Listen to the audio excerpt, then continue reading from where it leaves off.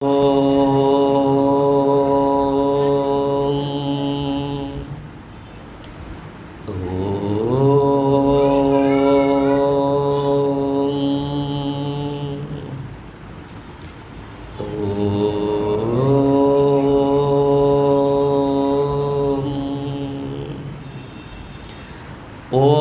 అచింత్యావ్యక్తరూపాయ నిర్గుణాయ గుణాత్మనే సమస్తజగదాధార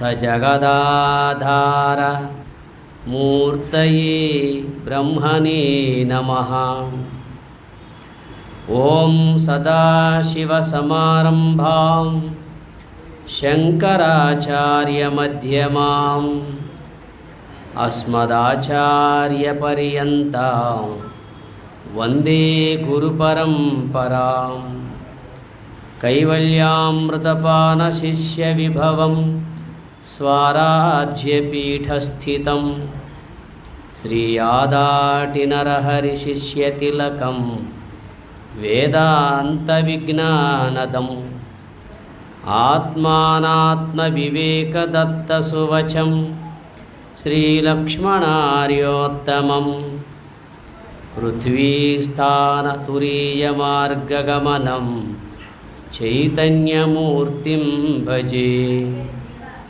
పృథ్వీస్థానతురీయమార్గగమనం చైతన్యమూర్తిం భజే.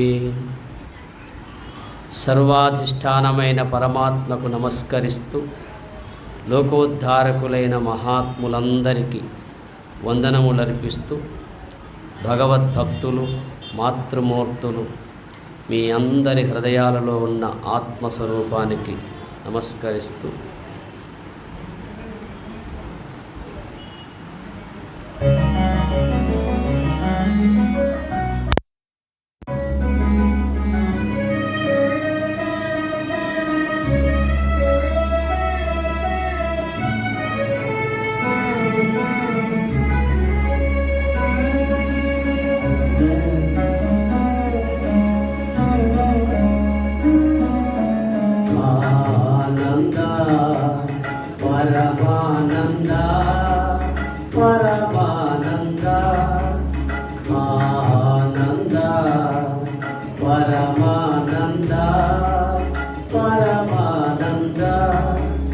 జగతి నీదే జన్మ నీదే జగదానంద. ఆట నీదే పాట నీదే ఆత్మానంద. హర హర హర హర హర హర ఆనంద పరమానంద పరమానంద.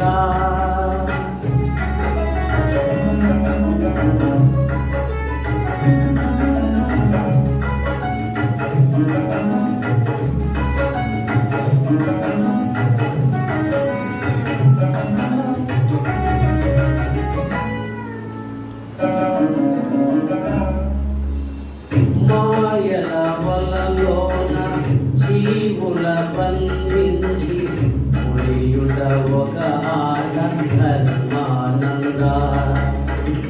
ఎగలో గరలాంటి మధుర సుధగా మార్చి నవ్వించుటొక ఆట మోహానంద. వసి గణపతి ప్రాణు తీయుట ఒక ఆట.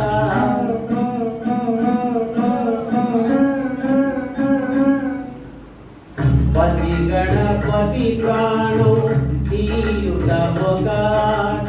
ప్రాణదాత బ్రహ్మరాత నీ మాయేరా. ఆది నీవే అంతు నీవే అమరానంద. హర హర హర హర హర హర ఆనంద పరమానంద పరమానంద.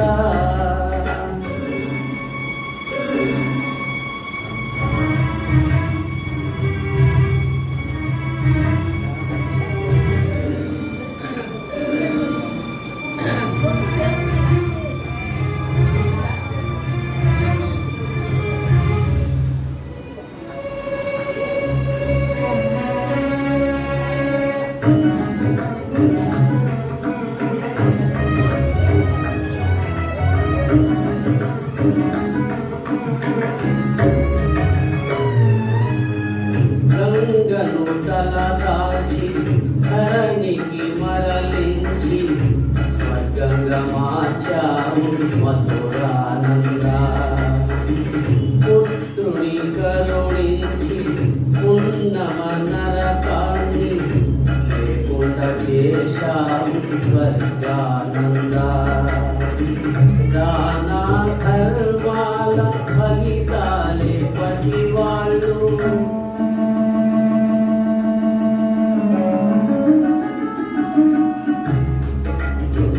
దానా ధర్మాల ఫలితాలే పసివాళ్ళు కన్నవాళ్ళ కర్మలేల పుణ్యానంద. కర్తనువే కర్మనువే కరుణానంద. హర హర హర హర హర హర ఆనంద పరమానంద పరమానంద పరమానంద పరమానంద.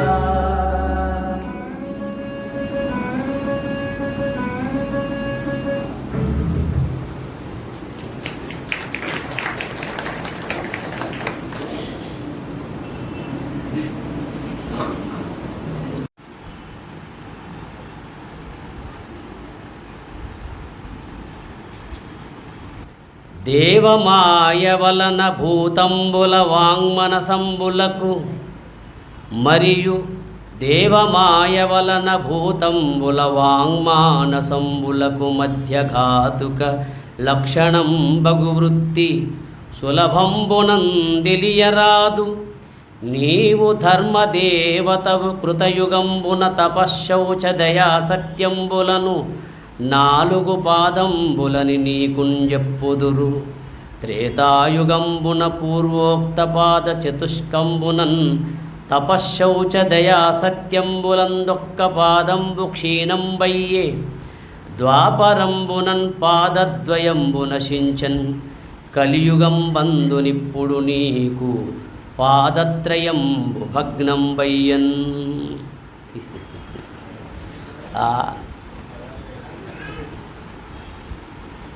భాగవతంలో ఈ వచనం మనకేం చెబుతుందంటే,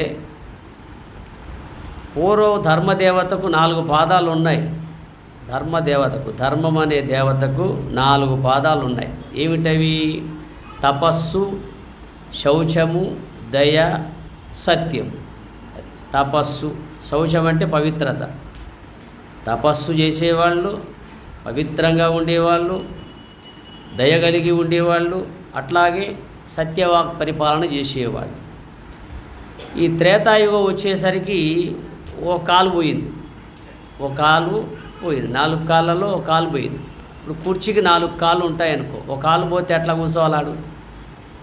కుర్చీకి 4 కాళ్ళు ఉంటాయి ముఖ్యంగా. ఒక కాలు పోతే ఇబ్బందే కదా కూర్చోవడం. అయినా కూర్చున్నాడు, అయినా కూడా కూర్చున్నాడు అనుకుందాం. ధర్మదేవత అట్లా నిగ్రహించి ఉంది. ఇక ద్వాపర యుగం వచ్చేసరికి 2 పోయినాయి, 2 ఉన్నాయి. ద్వాపర యుగం వచ్చేసరికి 2 కాళ్ళు పోయినాయి, 2 మాత్రం మిగిలాయి. ఇప్పుడు కలియుగం వచ్చేసరికి 1 కాలు మాత్రమే ఉంది. పోనీ ఆ 1 కాలైనా ఉందా అంటే ఒంటి కాలు మీద కుంటుతూ ఉంది. ధర్మం ఇప్పుడు ఒంటి కాలు మీద కూడా కుంటుతూ ఉంది. ఒక్క కాలు కూడా లేదు అసలు. ఎందుకు ఇలా జరిగిందంటే, మానవులలో తపస్సు నశించింది, పవిత్రత నశించింది, దయ నశించింది, సత్యము అంతకన్నా లేకుండా పోతుంది. ఈ కలిపురుషుడు ఎలా ఉంటాడంటే ఎలా ఉండడు కాదు. దీని యొక్క తాత్పర్యం బాగా వింటే మనమంతా కలిపురుషులం అర్థమైపోద్ది. మనమంతా కలిపురుషులమే, కలియుగ మానవులమే అని అర్థమవుతుంది. అంతేగాని కలిపురుషుడు వేరే పుట్టడు. ఇప్పుడు కలికి భగవాన్ రావాలా కదా? ఎప్పుడు రావాలా? కలియుగాంతములో రావాలి ఆయన. అంటే కలియుగం అంతరించే ముందు వస్తాడు ఆయన. ఇప్పుడు ఒక ఆయన వచ్చాడు కానీ తొందరపడి వచ్చాడు, ఆయన కాదు. ఇప్పుడు ఒక ఆయన వచ్చాడు కదా, కలికి భగవాన్, ఆయనేం కాదు. కలిపురుషుడు అంటే, కలికి అవతారం అంటే అట్లా రాదు. కలికి అవతారం ఆ విధంగా వచ్చేది కాదు. అసలు అవతారానికి రూపమే లేదు, మనం పెట్టుకున్నాం తప్ప కదా. తల్లి గర్భంలో ఉన్నప్పుడు మనకు మాత్రం రూపం ఉందా? లేదు కదా. వచ్చిన తర్వాతనే నామం ఏర్పడింది, రూపం ఏర్పడింది. ఈ నామరూపాలు ఏర్పడడంలో జీవుడికే అంత రహస్యం ఉంటే మరి దేవుడికి ఎలా ఉండాలా కదా. అతి రహస్యమైన హరిజన్మ కథనంబు మనుజుడెవ్వడేని మాపు రేపు చాలా భక్తితోడ చదివిన సంసార దుఃఖ రాశి బాసి తొలగిపోవు. భగవంతుని యొక్క అవతార గాథలు మానవుడు రేయింబవళ్ళు స్మరించినట్లయితే వాడి సంసార బాధలన్నీ సమసిపోతాయట, వాడి జనన మరణ ఇక్కట్లన్నీ అంతరించిపోతాయట. ఎవరైతే ఆ భగవతత్వాన్ని రేయింబవళ్ళు అంటే ఎప్పుడూ ఆ భగవతత్వాన్ని వీడకుండా ఉండేవాడి యొక్క శ్రమంతా ఆ విధంగా సమసిపోతుందని చెబుతాడు. అందుకే మీరు ఉత్తరాదిలో ఇంకా చూడవచ్చు, ఉత్తరాదిలో ఆయా ఇంకా కాశీ, హరిద్వార్, ఇంకా అయోధ్య ఆయా ప్రాంతంలో చూస్తే మనలాగా ఇట్లా అంతరార్థంగా ఉపనిషత్ గాథలు చెప్పరు. ఏమైనా భగవంతుని యొక్క కథ చెప్తారు.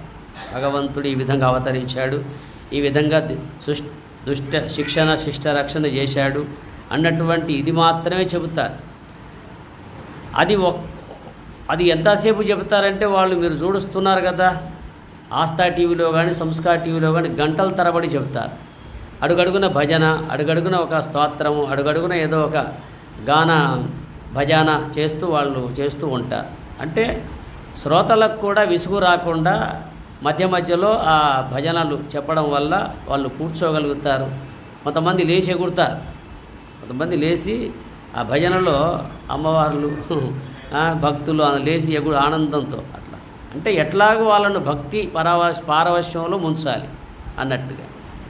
అందువల్ల కథలోనే అంత గాంభీర్యం ఉన్నప్పుడు ఆ కథలో ఉన్న అంతరార్థాన్ని తెలుసుకుంటే ఎంత ఆనందం కదా. కేవలం భగవద్గాథలోనే అంత మాధుర్యం, అంత యొక్క లీలా విలాసం ఉన్నప్పుడు అందులో ఉన్న ఆంతర్యం తెలుసుకుంటే ఎంతో గొప్ప విశేషం. భగవంతుడు ఎందుకు పుడతాడు, మనం ఎందుకు పుడుతున్నాం, ఈ రెండు బాగా అర్థం చేసుకోవాలి కదా. జీవుడు ఎందుకు పుడుతున్నాడు, కర్మలు అనుభవించడానికి పుడుతున్నాడు. దేవుడు ఎందుకు పుడుతున్నాడు, ధర్మాన్ని స్థాపించడానికి పుడుతున్నాడు. ధర్మ సంస్థాపనార్థాయ సంభవామి యుగే యుగే అన్నాడు. దేవుడు ఎందుకు వస్తున్నాడంటే ధర్మాన్ని స్థాపించడానికి వచ్చాడు. ఏమిటా ధర్మం? యోగమే ధర్మం, జ్ఞానమే ధర్మం. ఈ జ్ఞానమనే ధర్మము, యోగమనే ధర్మము ఎప్పుడైతే ప్రపంచంలో లోకంలో అంతరించిపోతుందో అప్పుడల్లా అవతరిస్తూ ఉంటాడు. ఎలా? ఓ మహాత్ముని రూపంలో, జ్ఞాన రూపంలో అవతరిస్తూ ఉంటాడు. ఎంతోమంది మహాత్ములు అవతరించారు. వాళ్ళు ఇప్పుడు దేహరీత్యా కనపడకుండా వాళ్ళు చెప్పినవి మాత్రం సదా మనం మననం చేస్తున్నాం, శ్రవణం చేస్తున్నాం కదా. మహాత్ములు ఇప్పుడు మన మధ్య లేకపోయినా కూడా వాళ్ళు చెప్పినవి లోకంలో శాశ్వతంగా ఉండిపోతాయి కదా. అంటే భగవంతుడు ఆ రూపంలో పుడతాడు. మరి ఆ రూపంలో ఒక మహానుభావుడి లోకానికి రావాలంటే సామాన్యమా? బహూనాం జన్మనామంతే జ్ఞానవాన్ మాం ప్రపద్యతే వాసుదేవ సర్వమిదం సమహాత్మా సుదుర్లభ అంటారు. ఒక మహాత్ముడి లోకానికి వచ్చి భగవత్తత్వం తెలపాలంటే ఆయన ఒక్క జన్మలో చేసుకున్నటువంటి పుణ్యం కాదట, అనేక జన్మలలో చేసుకున్న పుణ్యం వల్ల ఒక మహాత్ముడై పుడతాడు. అంతెందుకు, మానవుడు కూడా అనేక జన్మల్లో చేసుకున్న పుణ్యం వల్లనే పుట్టాడు. ఈ మానవ దేహం ఒట్టికొచ్చిందా? అనేక జన్మలలో చేసుకున్నటువంటి పుణ్య పరిపాకం వల్ల ఈ ఊర్ధ్వగామినిగా పయనించే జన్మ వచ్చింది. నిలువుగా కూర్చునే జన్మ, నిలువుగా నిటారుగా నడిచే జన్మ, చేతులతో పనులు చేసే జన్మ, చేతులతో కలుపుకొని తినే జన్మ మనకు ఉంది. మీరు లోకంలో చూడండి, అన్ని జీవులు మూతులతో తింటాయి, చేతులతో తినవు. అన్ని జీవులు మూతులతో తినాల్సిందే. ఒక ఆయన అంటాడు, కోతులకు చేతులు ఉన్నాయి కదా స్వామి అంటాడు. అది నడిచేటప్పుడు ఎట్లా నడుస్తుంది? మరి నడిచేటప్పుడు ఎలా నడుస్తుంది చెప్పండి? మళ్ళా నడుస్తుందా పోనీ? లేదే, ఆ చేతులే కాలుగా ఉపయోగించుకుంటుంది కదా. అందువల్ల కోతులకు అలా ఉన్నాయి అంటే అవి కూర్చుంటే ఒక విధంగా ఉంటాయి, మనకులా కనపడతాయి. కానీ అవి నడిస్తే మాత్రం అడ్డంగానే ఉంటాయి. ఎందువల్ల? ప్రతి ప్రాణికి భగవంతుడు ఎన్నుముక అడ్డంగా పెట్టాడు, ఒక్క మానవుడికి మాత్రమే నిలువుగా నిటారుగా పెట్టాడు. అందుకే మనం తలెత్తుకొని జీవించాలి, తల దించుకొని దీవించొద్దు. కదా, తల దించుకొని జీవించే కర్మ పట్టింది ఈ కర్ణ పిశాచం చేయబట్టి కదా. ప్రతి ఒక్క పిల్లవాడు ఆ ఫోన్ చూస్తాడు, అంతే. వాడు రైలు ఎక్కినా బండి ఎక్కినా ఏది ఎక్కినా అల్లనే చూస్తాడు. వాడు ఆ వచ్చే స్టేషన్ కూడా వాడికి గుర్తే ఉండదు. పాడై పక్కవాడు చెప్తే గబగబా దిగుతాడు కదా. అంటే ఆ విధంగా మనము ఈ ప్రభావంలో కొట్టుకుపోతున్నాం, ఈ కలి ప్రవాహంలో కొట్టుకుపోతున్నాం. మనకు తెలియకనే మన తలవంపులు చేసుకునేటువంటి పరిస్థితి ఏర్పడింది కదా. అందువల్ల ఓ ధర్మదేవత, కృతయుగమునందు నీకు తపస్సు, శౌచము, దయ, సత్యము అనే 4 పాదాలు ఉన్నాయని మహాత్ములు చెప్పారు. అది కాస్త త్రేతాయుగం వచ్చేసరికి అందులో ఒక పాదం క్షీణమైపోయింది. ద్వాపరయుగం వచ్చేసరికి ఇంకా 2 పోయాయి. ఈ కలియుగమునందు ఇప్పుడు నీకు 3 పాదాలు భగ్నమైపోయి 1 పాదం మాత్రమే ఉన్నది. ఇది దైవమాయ వలన మానవుల యొక్క మనోవాక్కులకు అంత సులభంగా తెలియబడదు అంటాడు. అందువల్ల ఈ కలిపురుషుడు ఎక్కడ ఉన్నాడయ్యా అంటే బాగా వినండి. మద్యపానమునందు ఉన్నాడు, స్త్రీ వ్యామోహమునందు ఉన్నాడు, జూదమునందు ఉన్నాడు, ప్రాణివధయందు ఉన్నాడు, సువర్ణమునందు ఉన్నాడు, అసత్యం వద్ద ఉన్నాడు, గర్వమునందు ఉన్నాడు, కామమునందు ఉన్నాడు, హింసలో ఉన్నాడు, వైరమునందు ఉన్నాడు. ఈ 10 స్థానములో కలిపురుషుడు ఉన్నాడు. ఈ 10 స్థానంలో మనం కూడా ఉన్నామా లేవా అని పరిశీలిస్తే అప్పుడు అర్థమవుతుంది. ఈ 10 స్థానంలో మనం కూడా ఉన్నామా లేవా కదా. మద్యపానం సరే, ఇక్కడికి వచ్చిన వాళ్ళంటే దాని వైపు బోర్ అనుకో. ఇక్కడ రాని వాళ్ళంతా వాళ్ళకి అదే కదా. ఇలాంటి చోటికి రాని వాళ్ళంతా, సత్సాంగత్యంలో పాల్గొనని వాళ్ళంతా, సత్యమార్గంలో పయనించని వాళ్ళంతా వాళ్ళకి అదే బ్రహ్మానందం కదా. ఆ విషయ సుఖాలే బ్రహ్మానందం కదా. ఎందుకు తాగుతున్నావురా అంటే వాడు చెప్తాడు, నా బాధ నీకుంటే తెలిసేదిరా అంటాడు.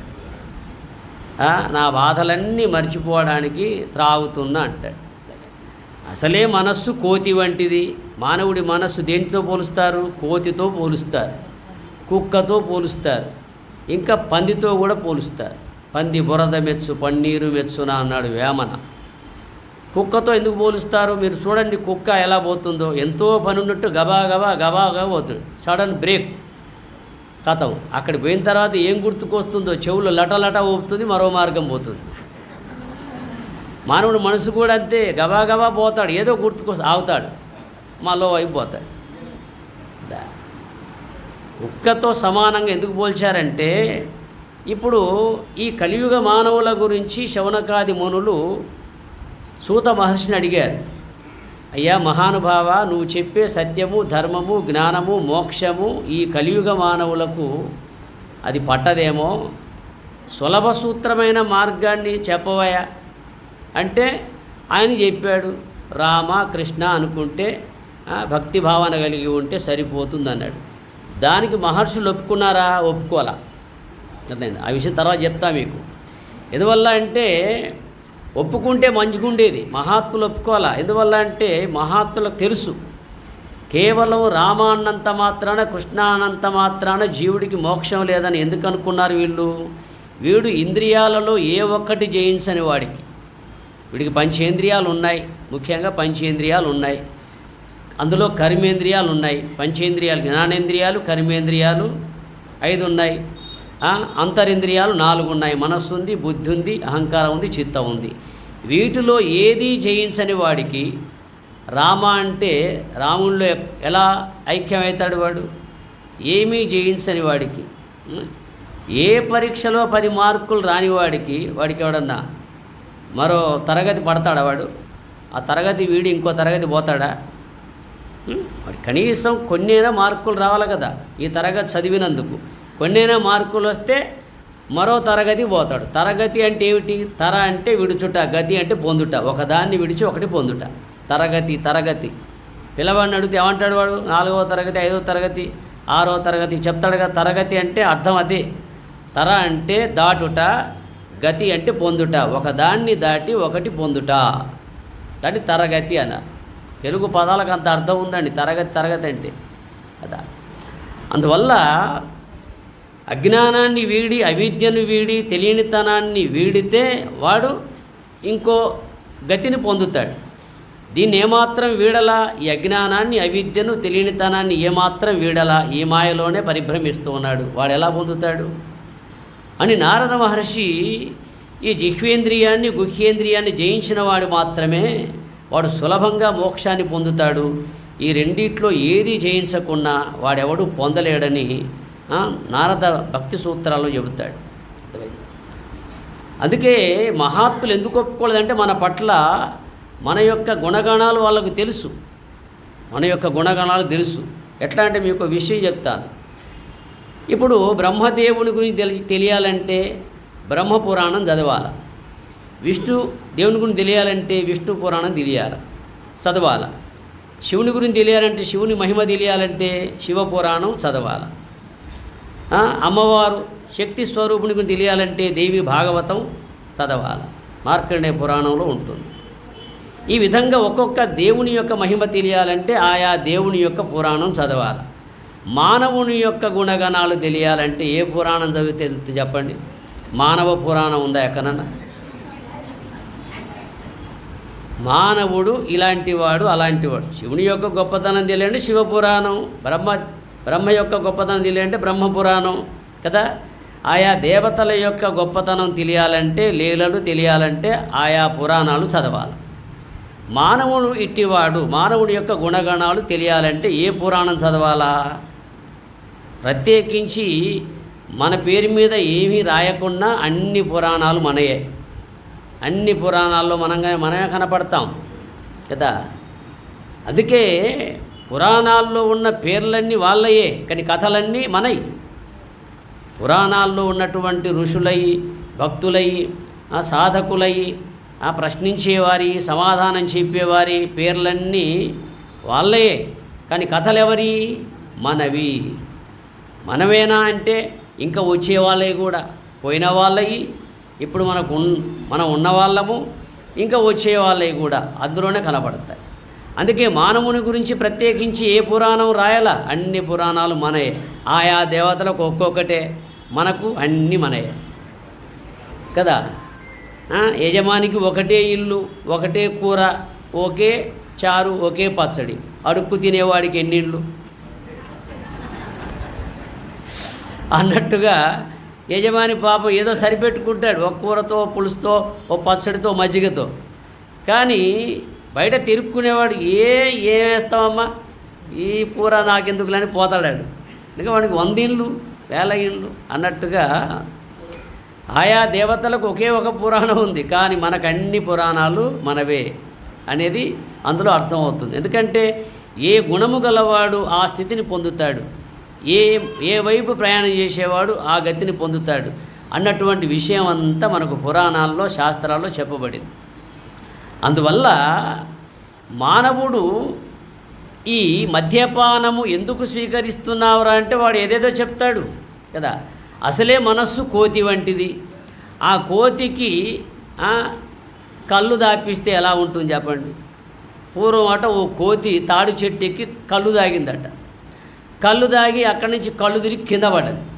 ఆ కింద పడేది ఎక్కడ పడి? కంపలో పడ్డది. కంపలో పడి దాన్ని ముళ్ళు గుచ్చుకుంది. ఆ గెంటుతూ పోతూ ఉంటే దయ్యం పట్టింది. ఇక దాని గతి ఎలా ఉంది చెప్పండి?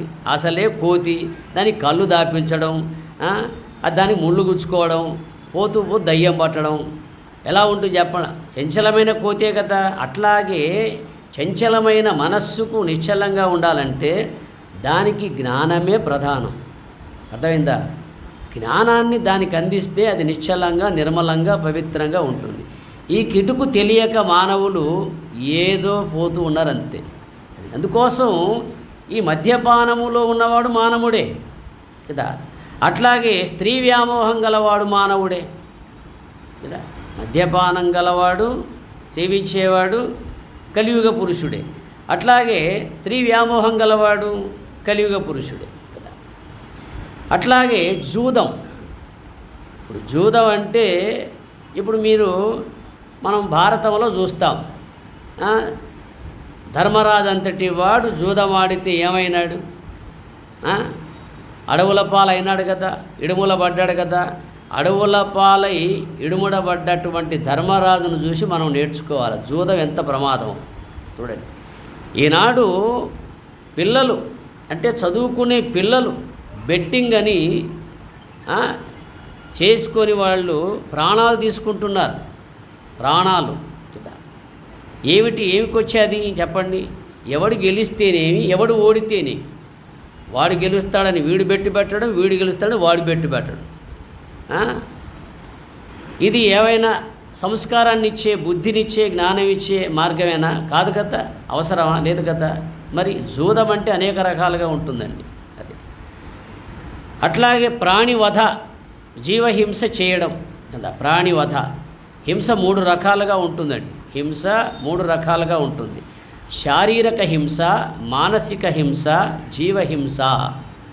దేహాన్ని గాయపరచడం శారీరక హింస, హృదయాన్ని గాయపరచడం మానసిక హింస, తన జిహ్వచాపల్యం కోసం ఒక జీవిని చంపడం జీవహింస. అర్థమైంది కదా. ఇప్పుడు జీవహింస చేసేవాడు చేస్తున్నాడు, మేం చేయడం లేదు కదా అని వాడు అంటాడు. మేమేదో మాకు కావాల్సింది కొంచెం కొనుక్కొచ్చుకుంటున్నాం కదా షాపులో, చంపేవాడు ఒకడు వాడు కదా, మాకేం సంబంధం, వాడు జీవులను చంపుతున్నాడు, ముక్కలు ముక్కలు చేస్తున్నాడు, పాపం అంతా వాడిదే అని మనం అనుకుంటున్నాం కదా. మీరు ఒక విషయాన్ని ఆలోచించండి. ఒక వస్త్రం తయారు చేసేటప్పుడు ముందుగా అది సాదా తయారవుతుంది. ఏ ప్రింట్ ఏమి ఉండదు, సాదా తయారవుతుంది. తెల్లగా ఏదో మామూలు. దాన్ని బీసింగ్ చేస్తారు, తర్వాత కలర్ అద్దుతారు, తర్వాత ఫినిషింగ్ చేస్తారు, తర్వాత పేకింగ్ చేస్తాడు. అది షాపులోకి పోతుంది. అప్పుడే తయారైన వస్త్రానికి ఖరీదు ఎట్లా పెరుగుతుంది చెప్పండి? సాదా వస్త్రానికి కొంచెం ధర ఉంటుంది. ఇంకా అది ప్రింట్ అయిపోయి ఫినిషింగ్ అయిపోయి దానికి ఒక రూపుదిద్ది అది పేకింగ్ అయిపోయిన తర్వాత షాపులోకి పడ్డ తర్వాత ఎంత ఖరీదు అవుతుంది అది? ఇదంతా ఎవడి మీద పడుతుంది? ఇదంతా ఎవడి మీద పడుతుంది? వినియోగదారుడి మీద పడుతుంది, కొనేవాడి మీద పడుతుంది. అట్లాగే నీవు నీ సంబంధమైన హింస లోకంలో జరుగుతుంది. నీ జిహ్వచాపల్యాన్ని చంపక నీవు సేవిస్తున్నటువంటి పదార్థాన్ని వాడు తయారు చేస్తున్నాడంటే నువ్వు దాన్ని ఆశిస్తున్నావు గనక, అపేక్షిస్తున్నావు గనక వాడు దాన్ని విక్రయిస్తూ ఉన్నాడు. నీవే దాన్ని అపేక్షించకపోతే, నీవే దాన్ని కోరకపోతే వాడు ఉత్పత్తి ఎలా చేస్తాడు? గుట్కా తినేవాడుంటేనే తయారు చేసే కంపెనీలు ఉన్నాయి, సిగరెట్ తాగేవాడుంటేనే ఉత్పత్తి చేసే కంపెనీలు ఉన్నాయి. సిగరెట్ పెట్టె మీద ఉంటుంది, గుట్కా పెట్టె మీద ఉంటుంది, ఇది హానికరమే అని చిన్న అక్షరాల్లో ఉంటుంది కదా. కానీ అడ్వర్టైజ్ మాత్రం పెద్ద అక్షరాల్లో ఉంటుంది, సూక్ష్మంగా చిన్న అక్షరాలతో ఉంటుంది. ఈ అద్దాలు పెట్టుకున్నా కనపడదండి. మీరు చూడండి, గుట్కా ప్యాకెట్ మీద, సిగరెట్ ప్యాకెట్ మీద మీరు అనుకోవచ్చు స్వామి గారికి అన్నీ అలా అలవాటు ఈయనకు ఉన్నాయేమో అనుకోండిరేమో. నేను ఎందుకు చెబుతున్నానంటే మహాభారతంలో పెద్దగా అన్నాడు, చిన్నగా అన్నాడు ఒక ఆయన. మహాభారతంలో ఒక ఆయన పెద్దగా అన్నాడు ఒక శబ్దాన్ని, మళ్ళా తర్వాత చిన్నగా అన్నాడు శబ్దాన్ని. ఎవరైనా? ధర్మరాజు కదా. పెద్దగా అన్నాడు, చిన్నగా అన్నాడు కదా. అశ్వత్థామ హతహ అనే పదం పెద్దగా అన్నాడు, అన్నారు కుంజరం అని చిన్నగా అన్నాడు. అట్లాగే ఈ సిగరెట్ ప్యాకెట్ మీద కూడా, గుట్కా ప్యాకెట్ మీద పెద్దగా ఉంటుంది అడ్వర్టైజ్, నీ హానికరమని చిన్నగా ఉంటుంది, చిన్నగా ఉంటుంది. అదైందా? ధర్మరాజు చెప్పిన సత్యం అదే కదా. మనం దాని మీద పులి బొమ్మ చూస్తాడు, ఈ గుట్కా తింటాడు, పులి బొమ్మ చూస్తాడు, పులి బొమ్మ కూడా ఎత్తాడు, సింహం బొమ్మ ఎత్తాడు, ఎవడు హీరో బొమ్మ ఎత్తాడు. అంటే వీడు అనుకుంటాడు నేను ఇది తింటే హీరోనవుతా, పులినవుతా, సింహనవుతా. ఏమవుతా? దరిద్రుడా అవుతా. తిని వీడే పోతాడు కదా. గుట్కా తినేవాడు ఆలోచించాలా, తిని నేనే పోతాను, గుట్కాలు పోవని. సిగరెట్ తాగేవాడు కూడా ఆలోచిస్తే అర్థమవుతుంది కదా. సిగరెట్ నిన్ను తాగుతుందా, నువ్వు సిగరెట్ తాగుతున్నావంటే నిన్నే తాగుతుంది, అది నిన్నే తింటుంది గుట్కా. అంతెందుకు, అన్నము నువ్వు తినడం లేదు, అన్నమే నిన్ను తినేస్తుంది. మహాత్ములు తెలుసుకున్న సత్యం ఇది. తిని మనమే పోవాలా, అంతే కదా. చూసి కళ్ళు పోతాయి, ఇంకా చూడవలసినవి ఉంటాయి. విని చెవులు పోతాయి, వినవలసినవి ఉంటాయి. నమిలి నమిలి పళ్ళు పోతాయి, ఇంకా తినవలసినవి ఉంటాయి కదా. అనుభవించి మనస్సు చేత కాకుండా పోతుంది, దేహం సహకరించదు, ఇంకా అనుభవించవలసినవి ఉంటాయి. దీన్ని బట్టి చూస్తే భోగాలు మనం అనుభవించామా, మనల్ని భోగాలు అనుభవించాయా? చెప్పండి. లోకంలో ఉన్న భోగాలు మనం అనుభవిస్తున్నామా, ఆ భోగాలు మనల్ని అనుభవిస్తున్నాయా అని విచారిస్తే అర్థమవుతుంది. మనం అనుభవించడం లేదు, ఆ భోగాలన్నీ మనల్నే అనుభవించేస్తున్నాయి కదా. అందువల్ల ప్రాణివధ అనేది ఎందుకు జరుగుతుందంటే, ఎంతెంత మూఢ విశ్వాసాలు పెరుగుతున్నాయో, ఎంతెంత క్షుద్రదేవత ఆరాధన పెరుగుతుందో అందువల్ల జరుగుతుందండి. ప్రాణివధ, జీవహింస జరుగుతుందంటే క్షుద్రదేవత ఆరాధన అంటే అశాస్త్రీయమైనటువంటి క్షుద్రదేవత ఆరాధన జరగడం వల్ల, మూఢ విశ్వాసాలు పెరగడం వల్ల ఈ జీవహింస జరుగుతుంది కదా. మన వేదాంత శాస్త్రాల్లో చెప్పబడిన దేవతలు ఈ జీవహింసను కోరవు కదా. అహింసో పరమో ధర్మం అని చెబుతుంది. సర్వజీవుల యందు దయగలిగి ఉండమని చెబుతుంది. దయగల హృదయమే భగవన్ నిలయమని చెబుతుంది కదా. ప్రతి జీవి యందు దయగలిగి ఉంటే వాడు హింస ఎందుకు చేస్తాడు చెప్పండి. ప్రతి జీవిలో పరమాత్మ స్వరూపం ఉన్నదని తెలిస్తే, మమాత్మ సర్వభూతాత్మ అనే జ్ఞానం కలిగి ఉంటే వాడు జీవహింస ఎలా చేస్తాడు? చేయడు కదా. అందుకే సమస్త జీవులలో పరమాత్మ ఉన్నాడన్న సత్యం తెలిసే కొరకు ఈ వేదాంత తత్వజ్ఞానాన్ని శ్రవణం చేసిన వాడికి అర్థమవుతుంది. అందువల్ల ప్రాణివధ, తర్వాత సువర్ణం, బంగారం. చూడండి, బంగారం ఈ సంవత్సరంలో ఎంత పెరిగిపోయిందో, ఇదే సంవత్సరంలో మనకు అందనంత పెరిగిపోయింది. 1,50,000, 1,60,000, ఇంకెంత అవుతుందో కదా. అదే అంటే ఈ సువర్ణమునందు అపేక్ష అదా, అంటే ఈ ధనము మీద అపేక్ష అని అర్థం వస్తుంది. ధనము మీద అపేక్ష గలవాడు కూడా కలియుగ పురుషుడే, కలిపురుషుడే కదా. మద్యపానము సేవించడములో ఉన్నాడు, స్త్రీ వ్యామోహం కలిగి ఉన్నాడు, జూదం కలిగి ఉన్నాడు, ప్రాణివధ చేస్తూ ఉన్నాడు, సువర్ణమునందు వ్యామోహం కలిగి ఉన్నాడు. బంగారం ఎవరికి వద్దండి చెప్పండి. ఒకవేళ మన కమిటీ వాళ్ళే ఈ పూర్ణాహుతి సందర్భంగా మీకు ఒక చిన్న పథకం ఇస్తాము బంగారపుదంటే ఎంతమంది వస్తారండి? చివరి రోజు మీకు బంగారు పథకం ఇస్తాము అని ప్రకటించారనుకో, ఎంతమంది వస్తారు? అసలు పడతారా ఇక్కడ? లేదే.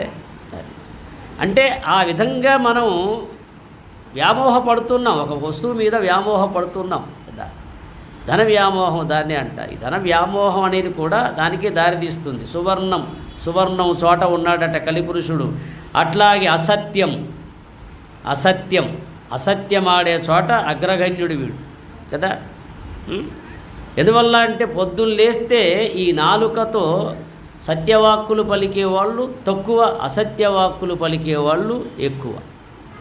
ఇంకా వ్యాపారం చేసే వాళ్ళ సంగతి మీకు తెలియదు. వాడు అంటాడు, అమ్మతోడే 1 రూపాయి లాభం లేదు, నీకు పడ్డ రేటుకే ఇస్తున్నాను అంటాడు. అమ్మ పోతేంది ఉంటే ₹1 వస్తుంది కదా. నిజమా? అమ్మతో 1 రూపాయి కూడా లాభం లేదే, నేను తీసుకోవాలి, నీకు పడ్డ రేటుకే ఇచ్చానంటాడు. అంటే 1 రూపాయి కోసం అమ్మను కూడా ఆ విధంగా త్యాగం చేస్తున్నాడు. త్యాగమూర్తి వీడు కదా అనుకోవాలి. అసత్యం అది. ఈ అసత్యం అనేది ఎట్లా ఉంటుందంటే, మనకు భగవద్గీత 16వ అధ్యాయంలో ఒక శ్లోకం ఉంటుందండి. అసత్యం అప్రతిష్టంతే జగదాహురణీశ్వరం అపరస్పర సంభూతం కిమన్యత్కామహైతుకం. నాస్తికుల మాట ఇది, నాస్తికుల మాట. భగవంతుడు లేడు. అసత్యం అప్రతిష్టంతే జగదాహురణీశ్వరం. ఈ జగత్తుకు ఒకడు ఆధారం అనేవాడు లేడు, అసత్యం అంటారు వాడు. మరి ఈ సృష్టి ఎలా జరుగుతుందిరా అని ప్రశ్నించామనుకో, అపరస్పర సంభూతం, ఒకరినొకరు కలియడం వల్ల, స్త్రీ పురుష కలయిక వల్ల సృష్టి జరుగుతుంది అంటాడు. చూడండి వాడు తెలివి. ఈ జగత్తు ఒకడు నాథుడు లేడు, అది అసత్యము అని అంటాడు. జగత్తు ఉందయా, అంతే. మరి ఎలా ఉందిరా అంటే ఉంది, అంతే అంటాడు, అంతే. సరే ఈ సృష్టి ఎలా జరుగుతుందిరా అంటే ఏముంది, ప్రాణి కలియడం వల్ల మరో ప్రాణి పుడుతుంది అన్నాడు కదా. దేహ సంపర్కం వల్ల, దేహ కలయిక వల్ల ఈ సృష్టి కొనసాగుతుంది అంటాడు.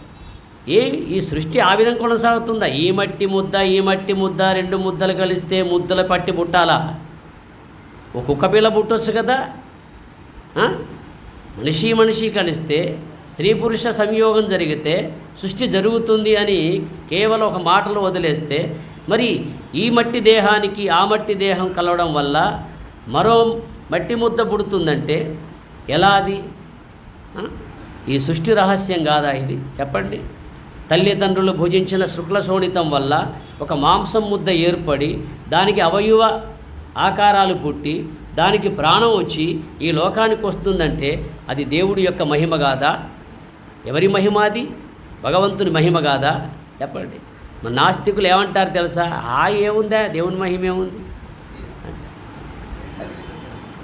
ఒక మర్రి గింజను మనం పరిశీలిస్తే మీరు చూడండి, ఆ మర్రి గింజ ఎంత ఉంటుంది? ఆవగింజ అంత ఉంటుంది. మర్రి గింజ ఆవగింజ అంత ఉంటుంది. ఆవగింజ అంత మర్రి గింజ అంత పెద్ద ఊడలతో అంత పెద్ద వటవృక్షంగా మారుతుందంటే ఆ మర్రి గింజను ముందే నువ్వు పగలగొట్టి చూస్తే ఆ వృక్షం కనబడుతుందా? అదే మర్రి గింజ నుండి పెరిగి పెద్ద అంత వృక్షం మొలుస్తుంది. ఒక పక్షి గుడ్డులో నుంచి గుడ్డును పగలగొడితే ఏదో ద్రావకంగా ఒక విధమైన ద్రావకం తెలుస్తుంది మనకు, ఒక గుడ్డును పగలగొడితే. మరి ఆ పక్షి గుడ్డులో, ఆ కోడి గుడ్డులో, ఆ ద్రావకంలో దానికి రెక్కలు, దానికి ముక్కు, దానికి ఆ రంగులు ఎక్కడుంటాయి? పరిశీలిస్తే కనపడతాయా? లేదే. మరి అదే గుడ్డు నుంచి అంత అందమైనటువంటి పక్షి పుట్టడం ఏమిటి? ఒక ఆకారం కలిగి ఈ లోకానికి రావడం ఏమిటి అని విచారిస్తే అర్థమవుతుంది. అదైందా? అందుకోసం సూక్ష్మమైనటువంటివి ఎన్నో ఉన్నాయి. మానవుడి యొక్క తెలివికి, మానవుడి యొక్క మేధాశక్తి అందనటువంటి గొప్ప రహస్యం లోకంలో ఉంది. అది కానీ మానవుడు ఏ కొంచెమో కనిపెడితే దాన్ని ఎంతో గొప్పగా చెప్పుకుంటాడు. దాన్ని భూతద్దంలో పెట్టి ప్రపంచానికి తెలియజేసుకుంటాడు. తాను కొంచెం కనిపెడితే మానవుడు ఎంత కనిపెట్టినా కించిగ్నుడు, కించిత్ జ్ఞ కించిగ్నత్వం అన్నాడు. అంటే కొంచెము తెలిసినవాడు. కించిగ్నుడు అంటే కొంచెం తెలిసినవాడు, ప్రస్తుతం తెలిసినవాడు, ఈ జన్మకు సంబంధించిన ప్రస్తుతం తెలిసినవాడు. ఈశ్వరుడు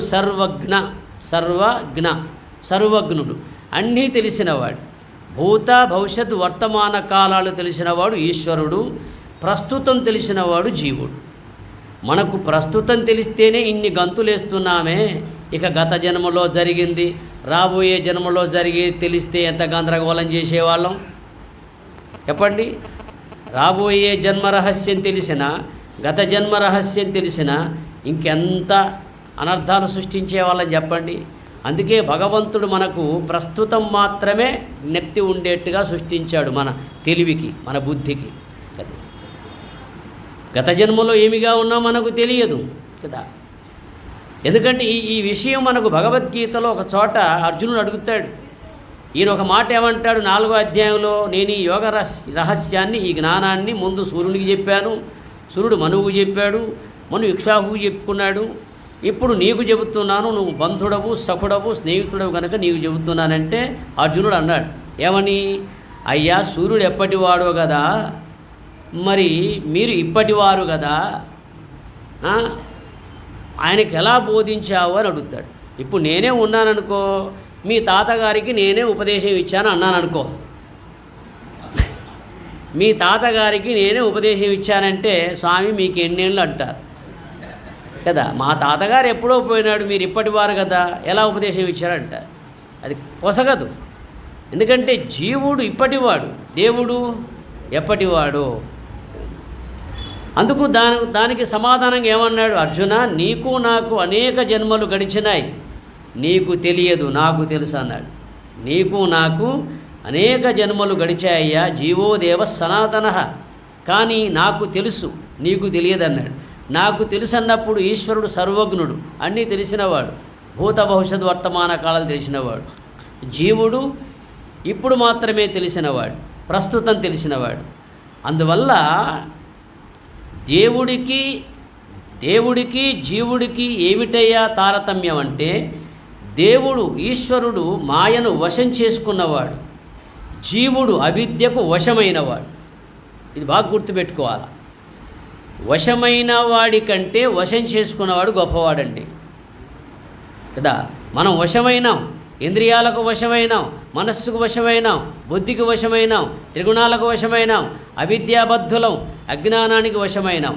వశమైన వాడు గొప్పవాడా, మాయను వశం చేసుకున్నవాడు గొప్పవాడా? అర్థమవుతుందా? మనం వశమైనాం, అంతెందుకు మన మనస్సుకు వశమై ఉన్నాం, మన బుద్ధికి వశమై ఉన్నాం. మన మనస్సు ఎట్లా చెప్తే అట్లాగే నడుచుకుంటున్నాం, మన బుద్ధి ఏ విధంగా యోచిస్తే ఆ మార్గాన్ని అనుసరిస్తున్నాం కదా. ఈ విధంగా విచారించితే జీవుడు అవిద్యాబద్ధుడు, అంటే అవిద్యకు చిక్కినవాడు. ఈశ్వరుడు మాయా వశీకృతుడు, మాయను తన గుప్పిట్లో ఉంచుకొని ఈ సృష్టి రహస్యాన్నంతా కొనసాగిస్తూ ఉన్నాడు. ఇది తెలియక అసత్యం అప్రతిష్టంతే జగదాహురణీశ్వరం అపరస్పర సంభూతం కిమన్యత్ కామహైతుకం అంటాడు. అర్థమైందా? అందువల్ల ఈ అసత్యము అనేది ఎంత లోకంలో చలామయం అవుతుందో అన్ని విషయాల్లో అసత్యమే అది.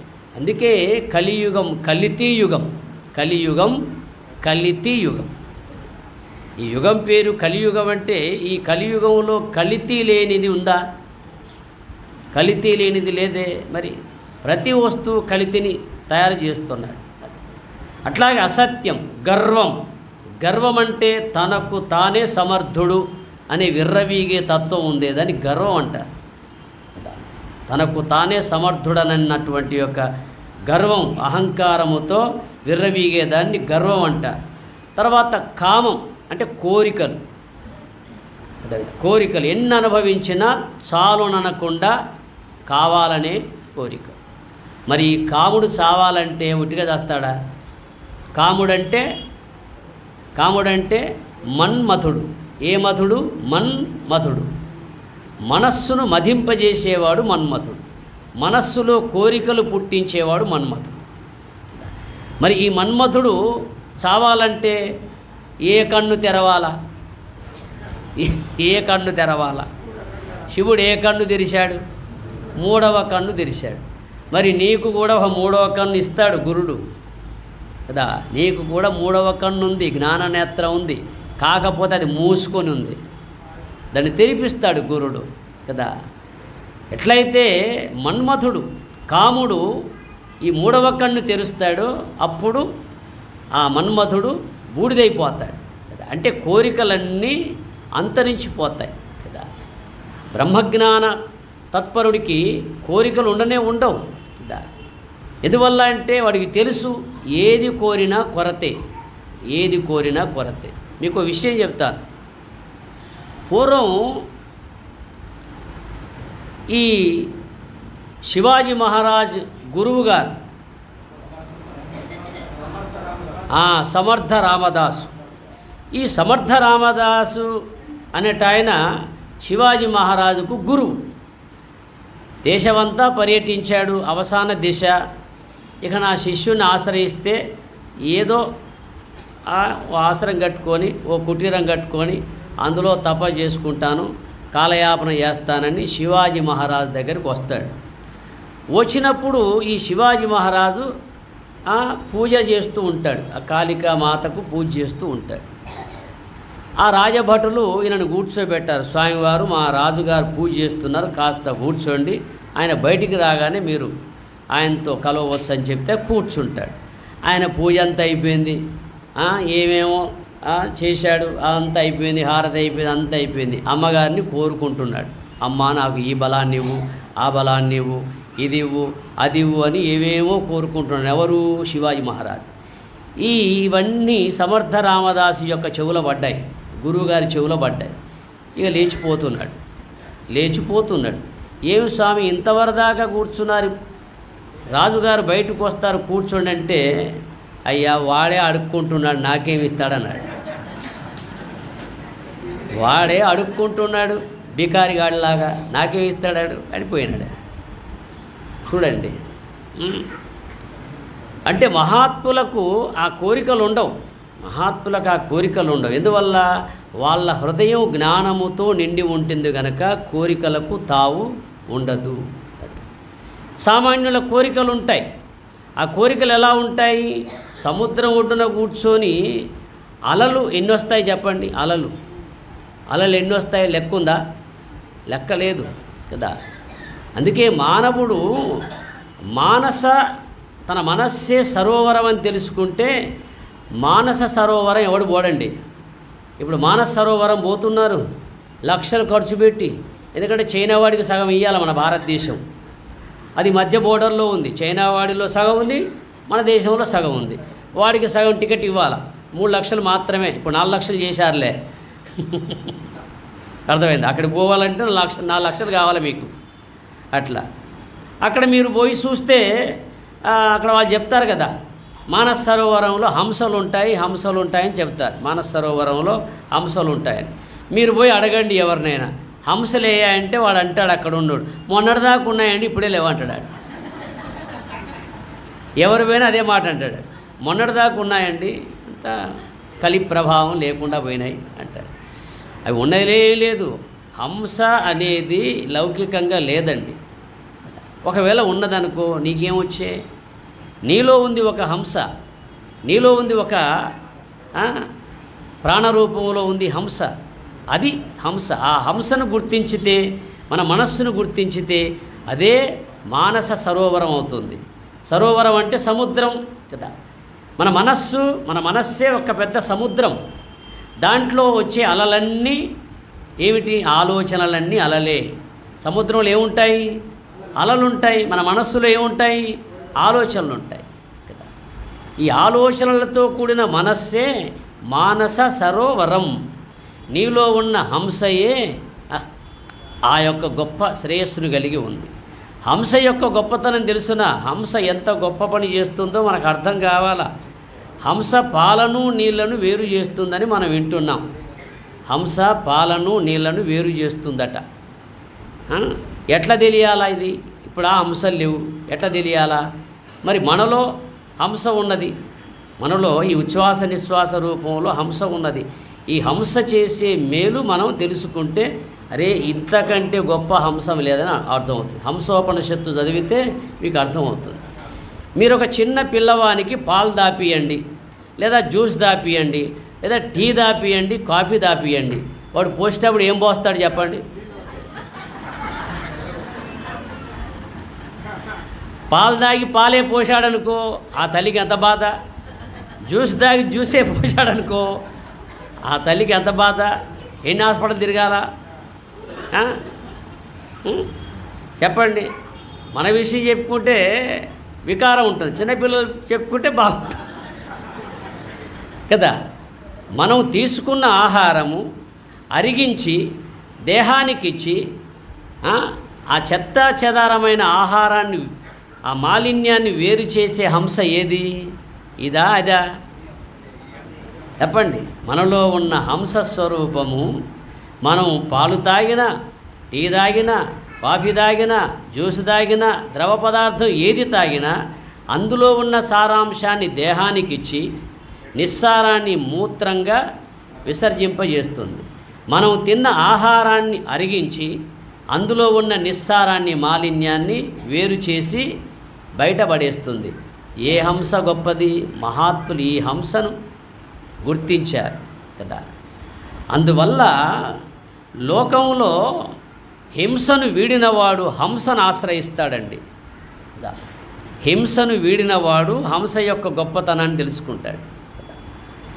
లోకంలో ఎంత హింస జరుగుతుంది చెప్పండి. ఈనాడు ఒకే కుటుంబంలో ఉన్నవాళ్ళు ఈ ధనం కోసం, దాయాదుల కోసం, ఈ వర్గ పోరాటాల కోసం ప్రాణాలు తీసేసుకుంటున్నారు. జీవహింస అటు పెట్టండి. ఈ విధమైనటువంటి విధానం ఉంది. ఇదంతా ఎందుకు జరుగుతుంది? కామం కారణం, కోరికయే కారణం. మరి ఆ కామం జయించాలంటే నీలో ఉన్న జ్ఞాన నేత్రం తెరవాలా కదా. నీలో ఉన్న ఆ బుద్ధి అనబడే జ్ఞాన నేత్రం తెరుచుకుంటే కోరికతో కూడిన కాముడు జయించబడతాడు. నీలో ఉన్న జ్ఞాననేత్రం నువ్వు తెరవగలిగితే నువ్వు శివుడంతటి వాడివి. ఎంతటి వాడి నువ్వు? శివుడంతటి వాడివి కదా. అందువల్ల బ్రహ్మజంపి విష్ణు భావంబు గలిపి విష్ణు జంపి శివుని నీటగలిపి శివుని జంపి నీవు శివయోగి గావలే విశ్వదాభిరామ వినురవీమ బ్రహ్మ జంపు విష్ణు జంపు శివుని జంపు అన్నాడు. నేను నిజామాబాదులో అర్ధచాతుర్మాస్యం చేస్తున్నప్పుడు ఈ పద్యం పాడినప్పుడు ఒక ఆయన గబక్కులు లేచిపోయాడు. ఇక లేడు, గబక్కులు లేచిపోయాడు. ఆయన ఆ గీతా మందిరానికి ఒక ట్రస్ట్ మెంబర్ కదా, కేశవరో ఎవరో ఉండొచ్చు. పోయాడు. ఏం స్వామి బ్రహ్మం చంపమంటాడు, విష్ణు చంపమంటాడు, రుద్రం చంపమంటాడు, వీళ్ళని చంపినాక మనం ఎందుకని అంటాడు. బ్రహ్మ చంపు విష్ణు భావంబు గలుపు, విష్ణు చంపు శివుని నీట కలిపి, శివుని చంపి నీవు శివయోగి కావాలి అని ఒక అర్థం ఉంది అందులో. బ్రహ్మ అంటే మనస్సు, విష్ణువు అంటే బుద్ధి కదా, రుద్రుడంటే అహంకారం. అర్థమవుతుందా? బ్రహ్మ అంటే సృష్టికర్త బ్రహ్మ, ఈ ఈశ్వర సృష్టి చేసేది బ్రహ్మ. నీలో జీవ సృష్టి చేసేది ఎవరు? మనస్సు కదా. ఈశ్వర సృష్టిని పోషించేది విష్ణువు, నిన్ను పోషించేదేది నీ బుద్ధి. ఈశ్వర సృష్టిని లయింపజేసేదేది రుద్రత్వం, నిన్ను పతనం చేసేదేది అహంకారం. అర్థమవుతుందా? మానవుడు మనస్సు చేత సంకల్పిస్తున్నాడు, బుద్ధి చేత పోషింపబడుతున్నాడు, అహంకారం చేత పతనమవుతున్నాడు. అందుకే బ్రహ్మ చంపు అంటే మనస్సును చంపు, విష్ణు చంపమంటే బుద్ధిని చంపు, రుద్రుని చంపమంటే అహంకారాన్ని చంపు. ఈ మూడు చంపిన తర్వాత నీవేమవుతావు? శివయోగి కావలే, యోగివైతాడు వాడు కదా. ఈ మనస్సు వంకబోక, బుద్ధి వంకబోక, అహంకారం వంకబోక వాడు చిత్తవృత్తులన్నీ లయింపజేయడానికి 4వ స్థానంలో ఉంటాడు, ఆ తురీయములో ఉంటాడు. ఆ తురీయములో ఉన్నవాడిని శివయోగి అన్నారు. వాడు హంస మార్గాన్ని అనుసరించి ఆ హంసత్వాన్ని దాటి ఆత్మైక్య సిద్ధిని పొందే కోరేవాడు. అర్థమైందా? అందువల్ల లోకంలో ఏ మానవుడైతే ఈ హంసస్వరూపమే ఆత్మస్వరూపమని తెలియగలుగుతాడో వాడు ఈ లోకంలో హింసను వీడుతాడు, హింస చేయడు. అది ఎందువల్ల అంటే హింస చేసేవాడికి ప్రతి జీవిలో పరమాత్మ ఉన్నాడన్న జ్ఞానం తెలియదు కదా. నేను మీకు చెప్పాను, మన భారతీయ సంస్కృతి పీనుగను ముట్టుకుంటే స్నానం చేస్తారు కదా, చేస్తారా చేయరా? పీనుగను ముట్టుకున్నా చేస్తారు, పీన దగ్గరికి పోసినా చేస్తారు, శ్మశానం పోయినా చేస్తారు, లేక అది మోసినా చేస్తారు కదా. మరి ఏ ప్రాణి అయినా ప్రాణం పోతే అది పీనుగా కాదా? ఏ ప్రాణి అయినా ప్రాణం పోతే అది పీనుగే. మరి ఆ పీనుగని ఫ్రిడ్జ్లో పెట్టుకోవడం ఏంటి? ఆ పీనుగని వండుకొని ఫ్రిడ్జ్లో పెట్టుకుంటున్నాం కదా. చెప్పండి, అమ్మగారులకు అర్థమైపోయింది ఎప్పుడో. మన భారతీయ సంస్కృతి యొక్క గొప్పతనం మనం బాగా విచారించితే పీనుగను ముట్టుకుంటే స్నానం చేస్తాం. స్నానం చేయకపోయి ఇంట్లోకి వచ్చినామనుకో ఊకుంటారు. అమ్మగా మన తల్లిలో మన భార్య బయటికి వెళ్ళి అంటారు, స్నానం చేసి లోపలికి రా అంటారు. అదే మరి అలాంటిది మనం అట్లా చేస్తున్నామంటే తెలియనితనం. ప్రతి జీవిలో పరమాత్మ స్వరూపం ఉన్నదని, నా స్వరూపమే ఆ స్వరూపం అని తెలియక అది. అందువల్ల ఎప్పుడైతే ఈ కామం అనేది నశిస్తుందో జీవహింస ఉండదండి. ఎక్కువ చాపల్యం ఎంతెంత ఉంటుందో అంతంత జీవహింస ఉంటుంది, ఎంతంత జీవహింస ఉంటుందో అంతంత క్షుద్రదేవత ఆరాధన ఉంటుంది. ఈ క్షుద్రదేవత ఆరాధన వల్ల మానవులకు సరి అయిన శాస్త్రీయ జ్ఞానం దొరకదు. అది కదా. ఈనాడు మనం క్షుద్రదేవత ఆరాధన చేసేవాళ్ళు ఉన్నారు. మీరు చూడండి, సూరత్ నుండి, బాంబే నుండి, అహ్మదాబాదు నుండి, ఇంకా భీవండి నుండి, షోలాపూర్ నుండి అందరూ కొన్ని పండుగలు చేయడానికి వస్తారు అక్కడికి. ఎక్కడికి? మన దేశం వస్తారు. ఆ పండుగలు చేస్తారు, మజా ఉడాయిస్తారు, మళ్ళీ వచ్చేస్తారు. ₹1,00,000 తెచ్చుకుంటారు. అక్కడ హాయిగా గడుపుతారు, వచ్చేస్తారు. అది పండగ? చెప్పండి. జీవహింస చేసి బకాసురుని మెప్పించి చేసే పండగేనా అది? చెప్పండి. మన శాస్త్రాలు ఏం చెబుతున్నాయి, మనం ఏ వైపు పోతున్నామన్న జ్ఞానం ఉండాలి కదా, ఆలోచన ఉండాలి కదా. మరి ఈ విధంగా హింస అనేది ఆ విధంగా జరుగుతుంది. ఆ హింసతో పాటు వైరం, చివరిది వైరం. వైరం అంటే రాగద్వేష. వైరం అంటే రాగద్వేషం, ఒకరి మీద ప్రేమ, ఒకరి మీద ద్వేషం. వీడు మనోడు, వాడెవడో కదా. మనోడిని హక్కున చేర్చుకుంటాం, వేరే వాళ్ళను వాడెవడో అంటాం కదా. అందుకే మానవుణ్ణి బంధించేవి రెండండి. మానవుణ్ణి బంధించేవి రెండు: నాది అనే అహంకారము, మాది అనే మమకారం. నాది అనే అహంకారము, మాది అనే అహంకారం. మనది అంటే అది ఏమీ కాదు. ఇప్పుడు మనది అంటే ఏ గొడవ లేదు. మాది అంటే మీద గొప్ప అంటారు. నాదంటే ఇంకా గొడవే. నాది అంటే తనకు మాత్రం వర్తించేది, మాది అంటే తన బంధువులను స్నేహితులను కలుపుకొని చెప్పే మాట. మనది అంటే అక్కడ భేదభావం లేకుండా ఉండేది. ఇప్పుడు దీంట్లో ఎన్ని పోవాలా? 2 పోవాలా. 2 నశిస్తే నాది మాది అంటే అహంకార మమకారాలు నశిస్తే మనది అనే జ్ఞానం కలుగుతుంది. ఈ విధంగా కలియుగ పురుషుడు ఈ విధంగా ఉన్నాడు.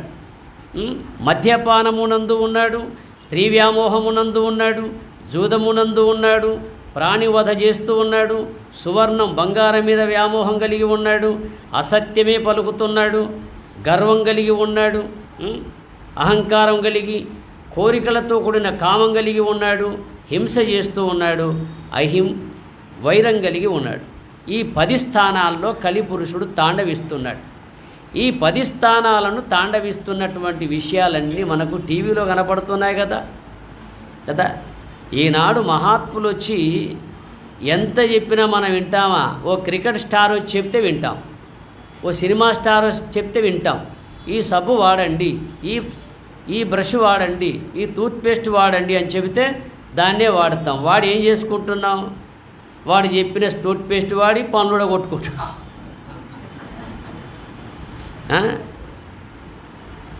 చూడండి ఏ వైపు పోతున్నామంటే మనం పతనం వైపే పోతున్నాం, ఉన్నతి వైపు పోవడం లేదు.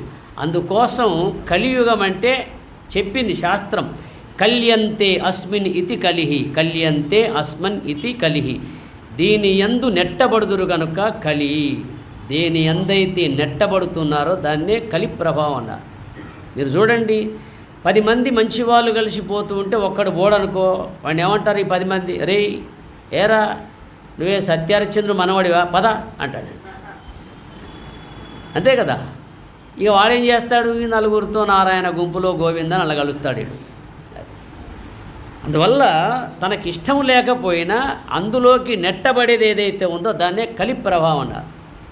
మరో అర్థం, కల్యంతే బాణాహ అత్రేతి కలిహి కలకిలక్షేపే. కల్యంతే బాణాహ అత్రేతి కలిహి కలకిలక్షేపే. ఇచ్చట బాణములు వేయబడును కనుక కలిహి, యుద్ధము. ఎప్పుడు మానవులలో వైరభావాలు, యుద్ధము. అది మనం అనుకుంటాం కౌరవులకు పాండవులకే జరిగింది యుద్ధం అని కదా.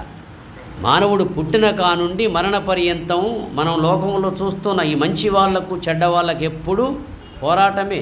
సత్యాసత్యములకు, ధర్మాధర్మములకు, న్యాయాన్యాయములకు ఎప్పుడు పోరాటమే జరుగుతూ ఉంటుంది. అది అందుకే మహాత్ములు అంటారు, భారత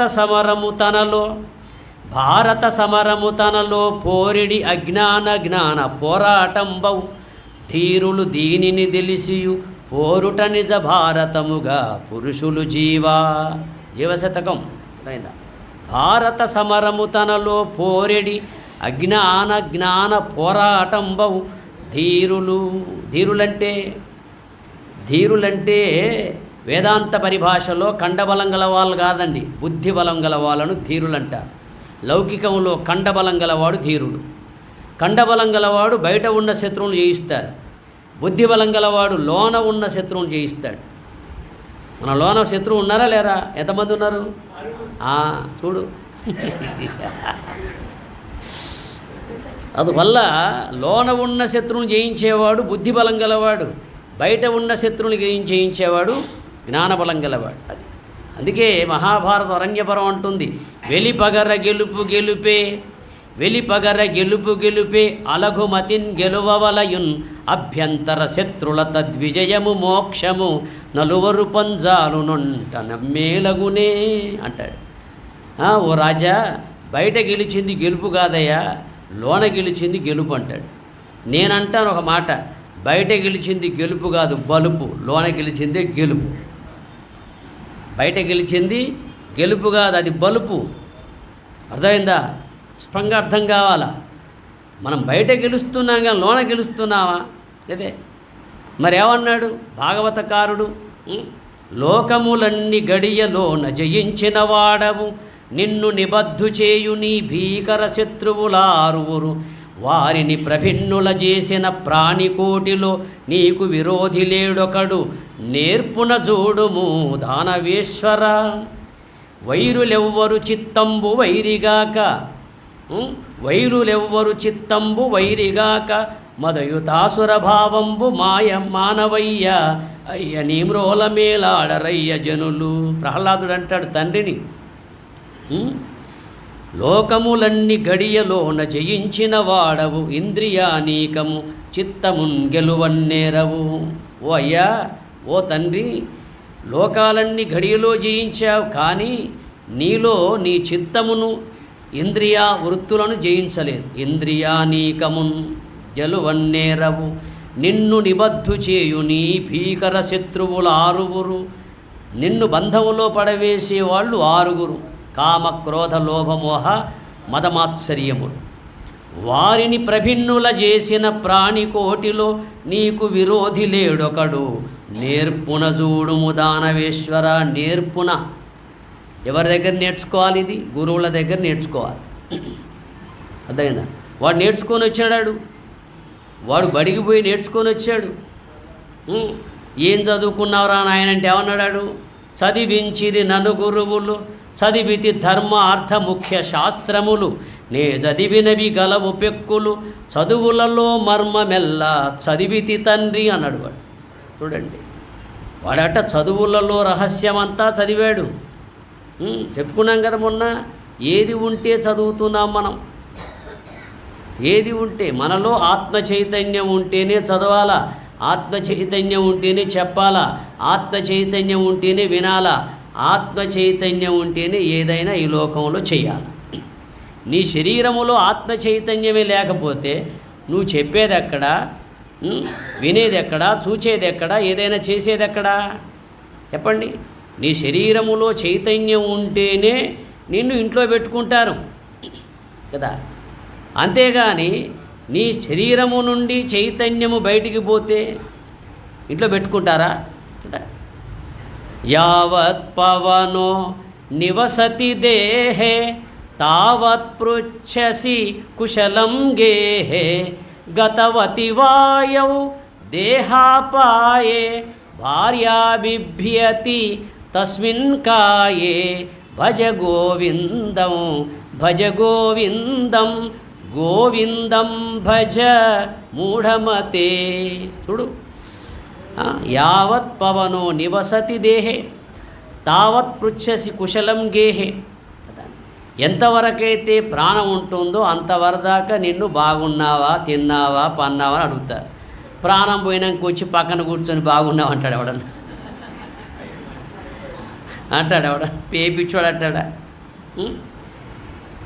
మరి ఎందుకు ఇలా జరుగుతుందంటే, మానవుడి గతి ఎలా ఉందంటే, బాలస్తావత్ క్రీడాసక్తః తరుణస్తావత్ తరుణీసక్తః వృద్ధస్తావత్ చింతాసక్తః పరమే బ్రహ్మణి కోపి న సక్తః భజ గోవిందం భజ గోవిందం గోవిందం భజ మూఢమతే.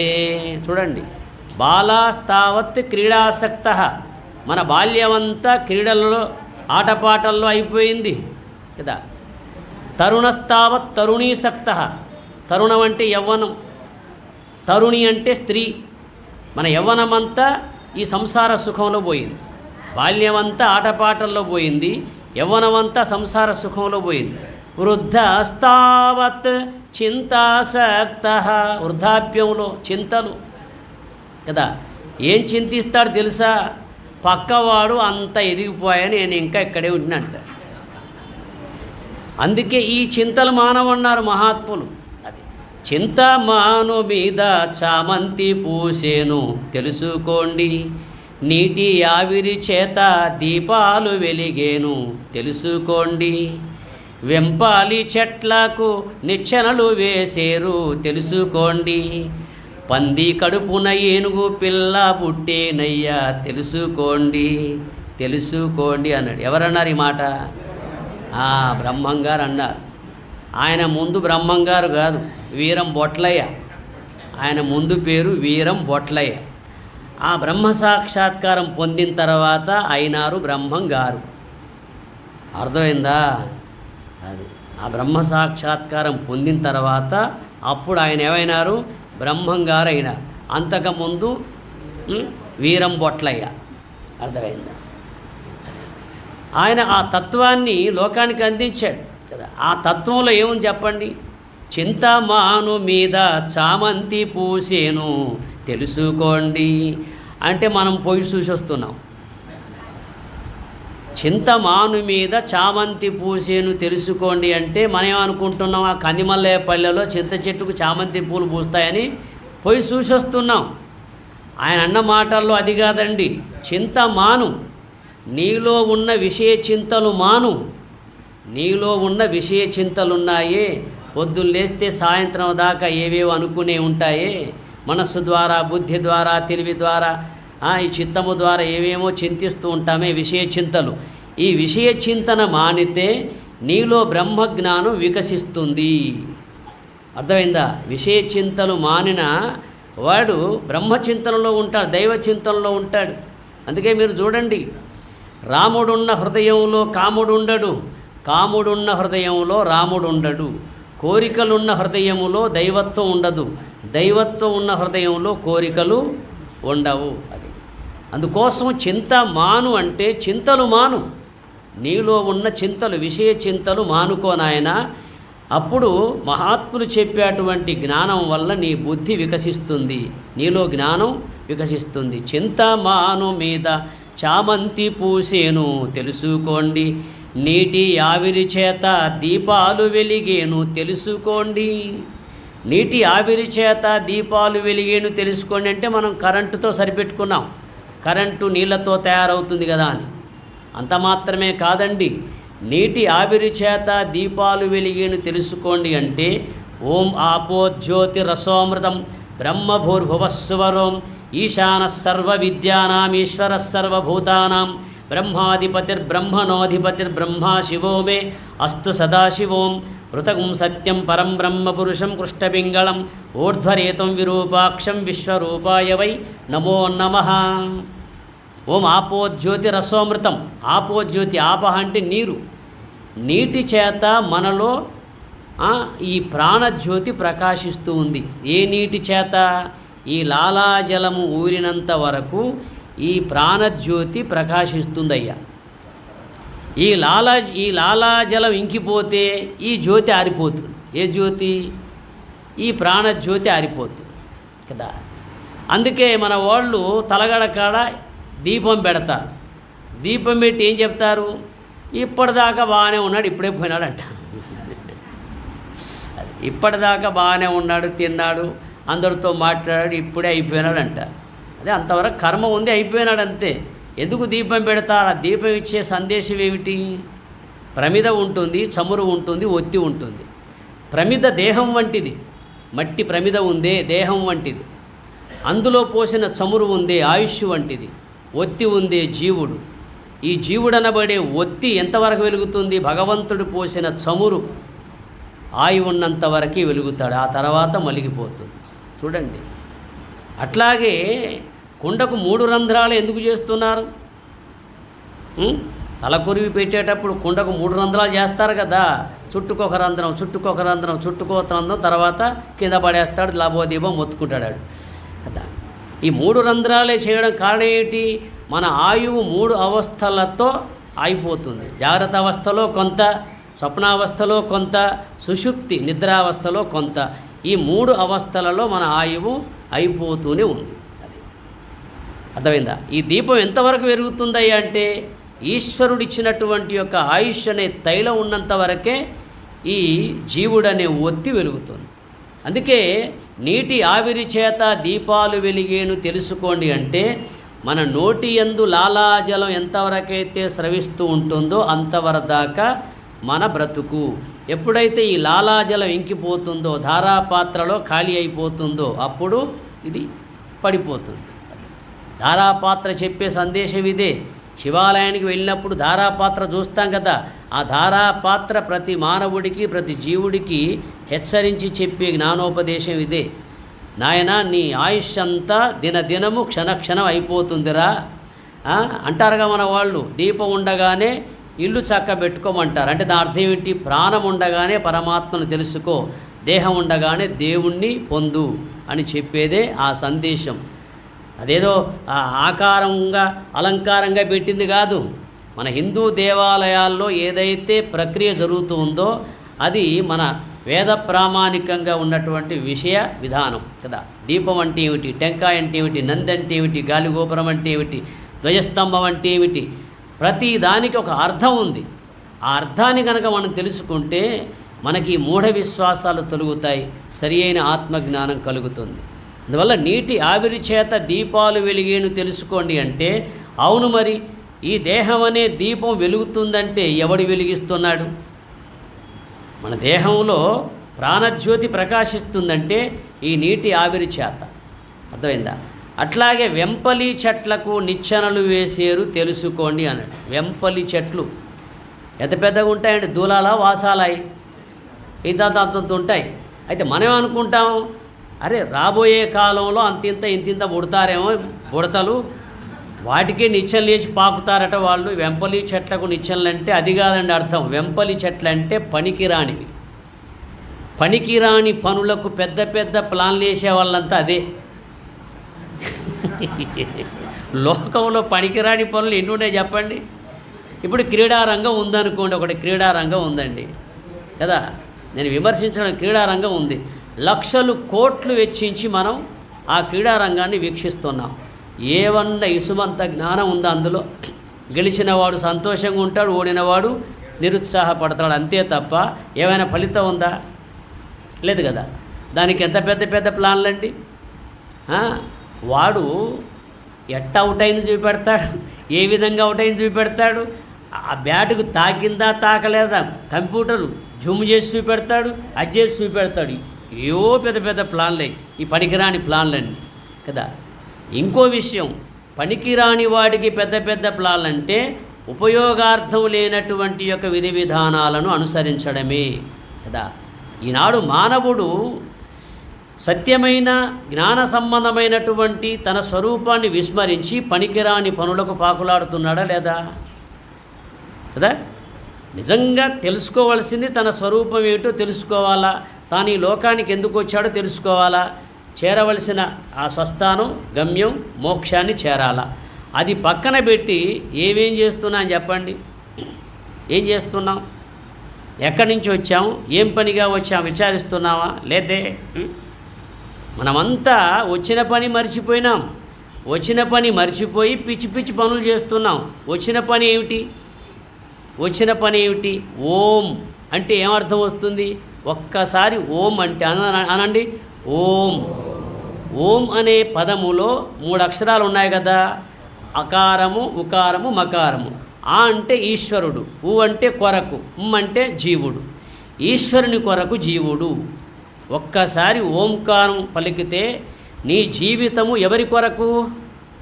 నీ మానవ జన్మ వచ్చింది ఎందుకొరకు? ఈ మానవ జన్మ ఎందుకొరకు వచ్చింది? ఈశ్వరుని పొందే కొరకు, భగవంతుని పొందే కొరకు, రామాయ రాముని కొరకు, శివాయ శివుని కొరకు, నారాయణాయ నారాయణుని కొరకు. అంతేగాని దేహ సుఖాల కొరకు కాదు కదా. పశుపక్షాదుల్లాగా జీవించి మరణించడానికి రాలా మానవ జన్మ కదా. ఆ పరమాత్మను పొందే కొరకు వచ్చింది కదా. ఆ పరమాత్మ తత్వాన్ని శ్రవణం చేసి మననం చేసి ధ్యానమగ్నులమై అంతర్ముఖ వృత్తి అనబడే సమాధి నిష్టను సంపాదించుకొని ఆ పరమాత్మను పొందే కొరకు మానవ జన్మ వచ్చింది. ఇంత మంచి మానవ జన్మ, పవిత్రమైన మానవ జన్మను మనం ఏం చేసుకుంటున్నాం? కేవలం ఉదర పోషణార్థమే వినియోగించుకుంటున్నాం కదా. పవిత్రమైన ఈ ప్రాణాన్ని మహాత్ములు దీన్ని ఈ హంసను పరమహంసగా మార్చుకున్నారు. మనము ఈ హంసను ఊపిరిగా వాడుకుంటున్నాం. ఊపిరిగా వాడుకొని దేహ సుఖాలు మనం పొందుతున్నాం. మహాత్ములు ఈ హంసను, ఈ ప్రాణాన్ని పరమాత్మను పొందే కొరకు వాడుకున్నారు. మీరు అన్నపూర్ణాష్టకంలో చివరికో శ్లోకం ఉంటుంది, అన్నం ఎందుకు తినాలా, అన్నం ఎందుకు తినాలా? అన్నపూర్ణి సదాపూర్ణి శంకర ప్రాణవల్లభే జ్ఞాన వైరాగ్య సిద్ధ్యర్థం, జ్ఞాన వైరాగ్య సిద్ధ్యర్థం. ఓ తల్లి అన్నపూర్ణ, సకల జీవులకు ఆహారం ఇచ్చే ఓ తల్లి, నేను నీవిచ్చిన ఆహారం తీసుకుంటున్నాను ఎందుకు? జ్ఞాన వైరాగ్య సిద్ధి అర్థం. జ్ఞానం కొరకు, జ్ఞానం సంపాదించుకొని వైరాగ్యాన్ని సిద్ధింపజేసుకొని ఆ కైవల్య సిద్ధిని పొందే కొరకు నీవిచ్చిన ఆహారాన్ని తీసుకుంటున్నా అనుంది అర్థం. మనం అన్నం ఎందుకు తినాలా? అందుకు తినాలా, ప్రాణం ఉండే కొరకు తినాలా. ప్రాణం ఎందుకు? పరమాత్మను పొందే కొరకు, అంతేకాని భోగభాగ్యాలు అనుభవించడానికి కాదు. అర్థమైందా? అందుకోసం ఈ జన్మ అనేది ఎంత గొప్ప విశేషం మనకు అర్థం కావాలి. ఎక్కడి నుంచి వచ్చాము, ఎక్కడికి పోతున్నాం అన్నది కదా. మలమూత్ర సమ్మిశ్రమాంసరుధిర, మలమూత్ర సమ్మిశ్రమాంసరుధిర శల్యమాత్రమైనట్టి మాయ బొమ్మ, కలిమిలోములలోన కష్ట సౌఖ్యములందు మమత పుట్టించుని మట్టి బొమ్మ. పుట్టి నవ్వించును గిట్టి ఆడ్పించును, పుట్టి నవ్వించును గిట్టి ఏడ్పించును, మెట్టి ఆడించును ఈ కీలు బొమ్మ. కామమూర్తులకిది కనకంపు బొమ్మ, విశ్వ విజ్ఞానులకిది వట్టి వెర్రి బొమ్మ. ఎచటి నుండి వచ్చెనో నెచటికేగలదో, సొంత ఎరుగదు ఈ గాలి సంత బొమ్మ అన్నారు. ఈ బొమ్మను చూడు ఎంత బాగా వర్ణించాడో మహాత్ములు కదా. మలమూత్ర సమ్మిశ్రమాంసరుధిర శల్యమాత్రమైనట్టి ఈ మాయ బొమ్మ. చూడండి, దీని గురించి విచారించితే అంత హేయమే, అంత అపవిత్రమే, పవిత్రం అంటూ ఏమీ లేదు కదా. మలమూత్ర సమ్మిశ్రమాంసరుధిర శల్యమాత్రమైనట్టి ఈ మాయ బొమ్మ, కలిమిలేములలోన కష్ట సౌఖ్యములందు మమత పుట్టించుని మట్టి బొమ్మ. అంతే కదా, ఉంటే సంబరపడుతుంది, లేకపోతే దుఃఖపడుతుంది. మమత పుట్టించుని మట్టి బొమ్మ. ఇది మట్టి బొమ్మ అన్నారు ఎందువల్ల? మనం తినేది మట్టి కదా, మట్టిలోనే పుట్టాం, మట్టినే తింటున్నాం, మళ్ళీ తిరిగి ఎక్కడికి పోతున్నాం? మట్టిలోకే పోతున్నాం. అందుకే మన దేహాన్ని నలిస్తే ఏమొస్తుందయా? మట్టా బంగారమా? బంగారం వస్తే మీరు ఇక్కడికి వస్తారా? బంగారం కనుక వస్తే మీరు వచ్చేవాళ్ళ ఏ నలుసుకుంటా కూర్చుంటే అయిపోయా కదా. ఎందుకు మట్టి వస్తుందంటే ఇది మట్టినే తింటుంది, మట్టితోనే పెరుగుతుంది, మట్టి నుంచి వచ్చింది కదా. ఒక చోట భార్యాభర్తలతో కూడా చిన్నపిల్లలు కూడా వచ్చి కూర్చుంటారు సత్సంగంలో. అది ఆ విధంగా ఒక చోట చిన్నపిల్లలు భార్యాభర్తలు ఎప్పుడు వాళ్ళ వెంట తీసుకొని వచ్చి కూర్చొని 10 సంవత్సరాల అమ్మాయి, ఒక 5-6 సంవత్సరాలు అబ్బాయి. ఒకసారి భార్యాభర్తలు రాలా, అంటే తల్లిదండ్రులు రాలా, పిల్లలు వచ్చి కూర్చున్నారు. స్వామిగారికి పరిచయం కనుక, ఏమమ్మా ఈరోజు మీ అమ్మా నాన్న రాలేదు, మీరు మాత్రం వచ్చారంటే ఆ అమ్మాయి ఒక మాట అంది. ఏమని? స్వామీజీ మా అమ్మ మట్టి నుండి మట్టి తేవడానికి పోయింది, మా నాన్న మట్టిని మట్టిలో కలపడానికి పోయాడని చెప్పింది. గురువుగారికి అర్థం కాల, ఇప్పుడు మీకు కూడా అర్థం కానట్టు. మా అమ్మ మట్టి నుండి మట్టి తేవడానికి పోయింది, మా నాన్న మట్టిని మట్టిలో కలపడానికి పోయాడు. ఇక గురువుగారు ఇక ఆగాడు, అందరు పోయిన తర్వాత మళ్ళీ అడుగుదామని. అందరు వెళ్ళిపోయిన తర్వాత ఇటు రా అమ్మ, నువ్వేదో చెప్తున్నావు నాకు అర్థం కావట్లేదంటే, ఏం లేదు స్వామీజీ, మా అమ్మ మా పక్కింటి ఒక ఆంటీ ప్రసవానికి సిద్ధంగా ఉంది కనుక ఆసుపత్రికి తీసుకెళ్ళింది, మా నాన్న మా బంధువులు ఎవరో చనిపోతే శ్మశానానికి వెళ్ళాడని చెప్పారు. ఆ పిల్లలు అప్పుడప్పుడు ఆ సత్సంగంలో కూర్చొని విన్నారు కనుక అంత గొప్ప మాట అన్నారు. మట్టి నుండి మట్టి తేవడానికి పోయింది తల్లి, మట్టిని మట్టిలో కలపడానికి పోయినవాడు తండ్రి కదా. ఎంత గొప్ప మాట అది. చిన్న పిల్లలకు అంత పెద్ద మాట, అంత సంస్కారం వచ్చిందంటే ఆ తల్లి వెంట తండ్రి వెంట వచ్చారు కనుక. అందుకే తల్లిదండ్రులు సంస్కారవంతులైతే పిల్లలకు పుట్టుకతో ఈ గురువులు ఇచ్చే జ్ఞానం కలుగుతుందండి. అది అందువల్ల లోకంలో తల్లి తండ్రి వాళ్ళే ప్రథమ గురువులు పిల్లలకు కదా. ఈ విధానాన్ని అనుసరింపజేసేవంతా మనకు వేదాంత తత్వం. దీన్ని మట్టి బొమ్మ అన్నారు, కీలు బొమ్మ అన్నారు, మాయ బొమ్మ అన్నారు కదా. మరి దీన్ని ఇంకేమన్నారు? కామమూర్తులకిది కనకంపు బొమ్మ. కామమూర్తులు దేహ సంబంధమైన సుఖాలు పొందే వాళ్లకు ఇది బంగారు బొమ్మట కదా. దేహ సుఖాలు పొందే వాళ్లకు ఇది ఏ బొమ్మ అన్నారు? బంగారు బొమ్మ. కామమూర్తులకిది కనకంపు బొమ్మ, విశ్వ విజ్ఞానులకు ఇది వట్టి వెర్రి బొమ్మ. మహాత్ములకు ఇది వట్టి వెర్రి బొమ్మ అని చెప్పారు కదా. ఈ బొమ్మను చూసి మనం నిలువుటద్దం ముందు నిలుచొని ఏమేమో చూస్తాడు, ఏమేమో పోస్తాడు, ఏమేమో చేస్తాడు. ఎంత భద్రంగా కాపాడినా యముడికి అప్పగించాల్సిందే కదా. అట్లని ఇప్పుడే చచ్చిపోం కదా. కానీ ఎంత బాగా కాపాడినా కూడా ఆయన అప్పగించిపోవాల్సిందే కదా. యమోన కరుణానాస్తి అన్నాడు. ఏ లోకంలో ఏ దేవునికైనా కరుణ ఉంటుంది, కానీ యముడికి మాత్రం కరుణ ఉండదు. రావాల్సిందే ఆయన. అది అందుకే యముడు రావాలంటే ఏ శ్రమ పడనవసరం లేదండి. తిని కూర్చుంటే ఆయనే వస్తాడు. కానీ దేవుడు రావాలంటే విని కూర్చోవాలి, బాగా వినాలి. దేవుడు దర్శనం ఇవ్వాలంటే బాగా వినాలా, కూర్చుంటే దేవుడు గుర్తుకొస్తాడు. ధ్యానం చేసుకోవచ్చు, జపం చేసుకోవచ్చు. కానీ యముడు రావాలంటే ఏ శ్రమ పడిన అవసరం లేదు. తిని కూర్చుంటే ఆయన వచ్చేస్తాడు. ఆ విధంగా ఈ శరీరాన్ని, ఈ యొక్క దేహాన్ని వర్ణించాడు. కామమూర్తులకిది కనకంపు బొమ్మ, విశ్వ విజ్ఞానులకిది వట్టి వెర్రి బొమ్మ. ఎచటి నుండి వచ్చెనో ఎచటికే ఎగగలదో, సుంత ఎరుగదు ఈ గాలి సంత బొమ్మ. ఇది ఎక్కడి నుంచి వచ్చింది, ఎక్కడికి పోతుంది, దీనికి ఏమాత్రం తెలియదు. సుంత ఏ కొంచెం తెలియదు. ఇది సంత బొమ్మ అన్నారు. సంత అంటే పూర్వకాలం సంతలు ఉండేవి కదా. పూర్వకాలం సంతలు ఉండేవి. సంతల్లో అందరూ వారి వారి వస్తువులు అమ్ముకోవడానికి వస్తారు. ఒకరి పరిచయం ఒకరు చేసుకుంటారు. ఆ తర్వాతకి ఇంటికి వెళ్ళిపోతారు. మనం కూడా ఈ ప్రపంచం అనే సంతలోకి వచ్చాం. ఈ ప్రపంచమే పెద్ద సంత కదా. ఈ సంతలోకి వచ్చాం. ఒకరినొకరం పరిచయం చేసుకుంటున్నాం. ఒకరితో ఒకరిని బంధుత్వం, ఒక స్నేహత్వం పెంచుకుంటున్నాం. ఎవరి కాలం తీరితే వాళ్ళు పోతున్నాం. కానీ ఎక్కడి నుంచి వచ్చాము, ఎక్కడికి పోతున్నాం అనేది ఎవరికి తెలియదు కదా. ఎందుకొరకు వచ్చింది ఈ మానవ జన్మ, ఏం పనిగా వచ్చింది, ఏం చేసుకుంటే ఇది సార్థకమవుతుందన్న రహస్యం తెలియదండి. అందుకే ప్రతి ఒక్కరూ పద్మవ్యూహంలో చిక్కి ఉన్నారు. అందులో నుంచి బయటపడలేకపోతున్నారు. పద్మవ్యూహంలో చిక్కినవాడు ఎవడు? అభిమన్యుడు. అంటే అభిమానధనుడు తనకే తెలుసునని అభిమానించి ప్రవేశించాడు కదా. వాళ్ళ తండ్రులు లేనప్పుడు ఆ పద్మవ్యూహం పన్నాడు. ఎవరు? ద్రోణుడు కదా.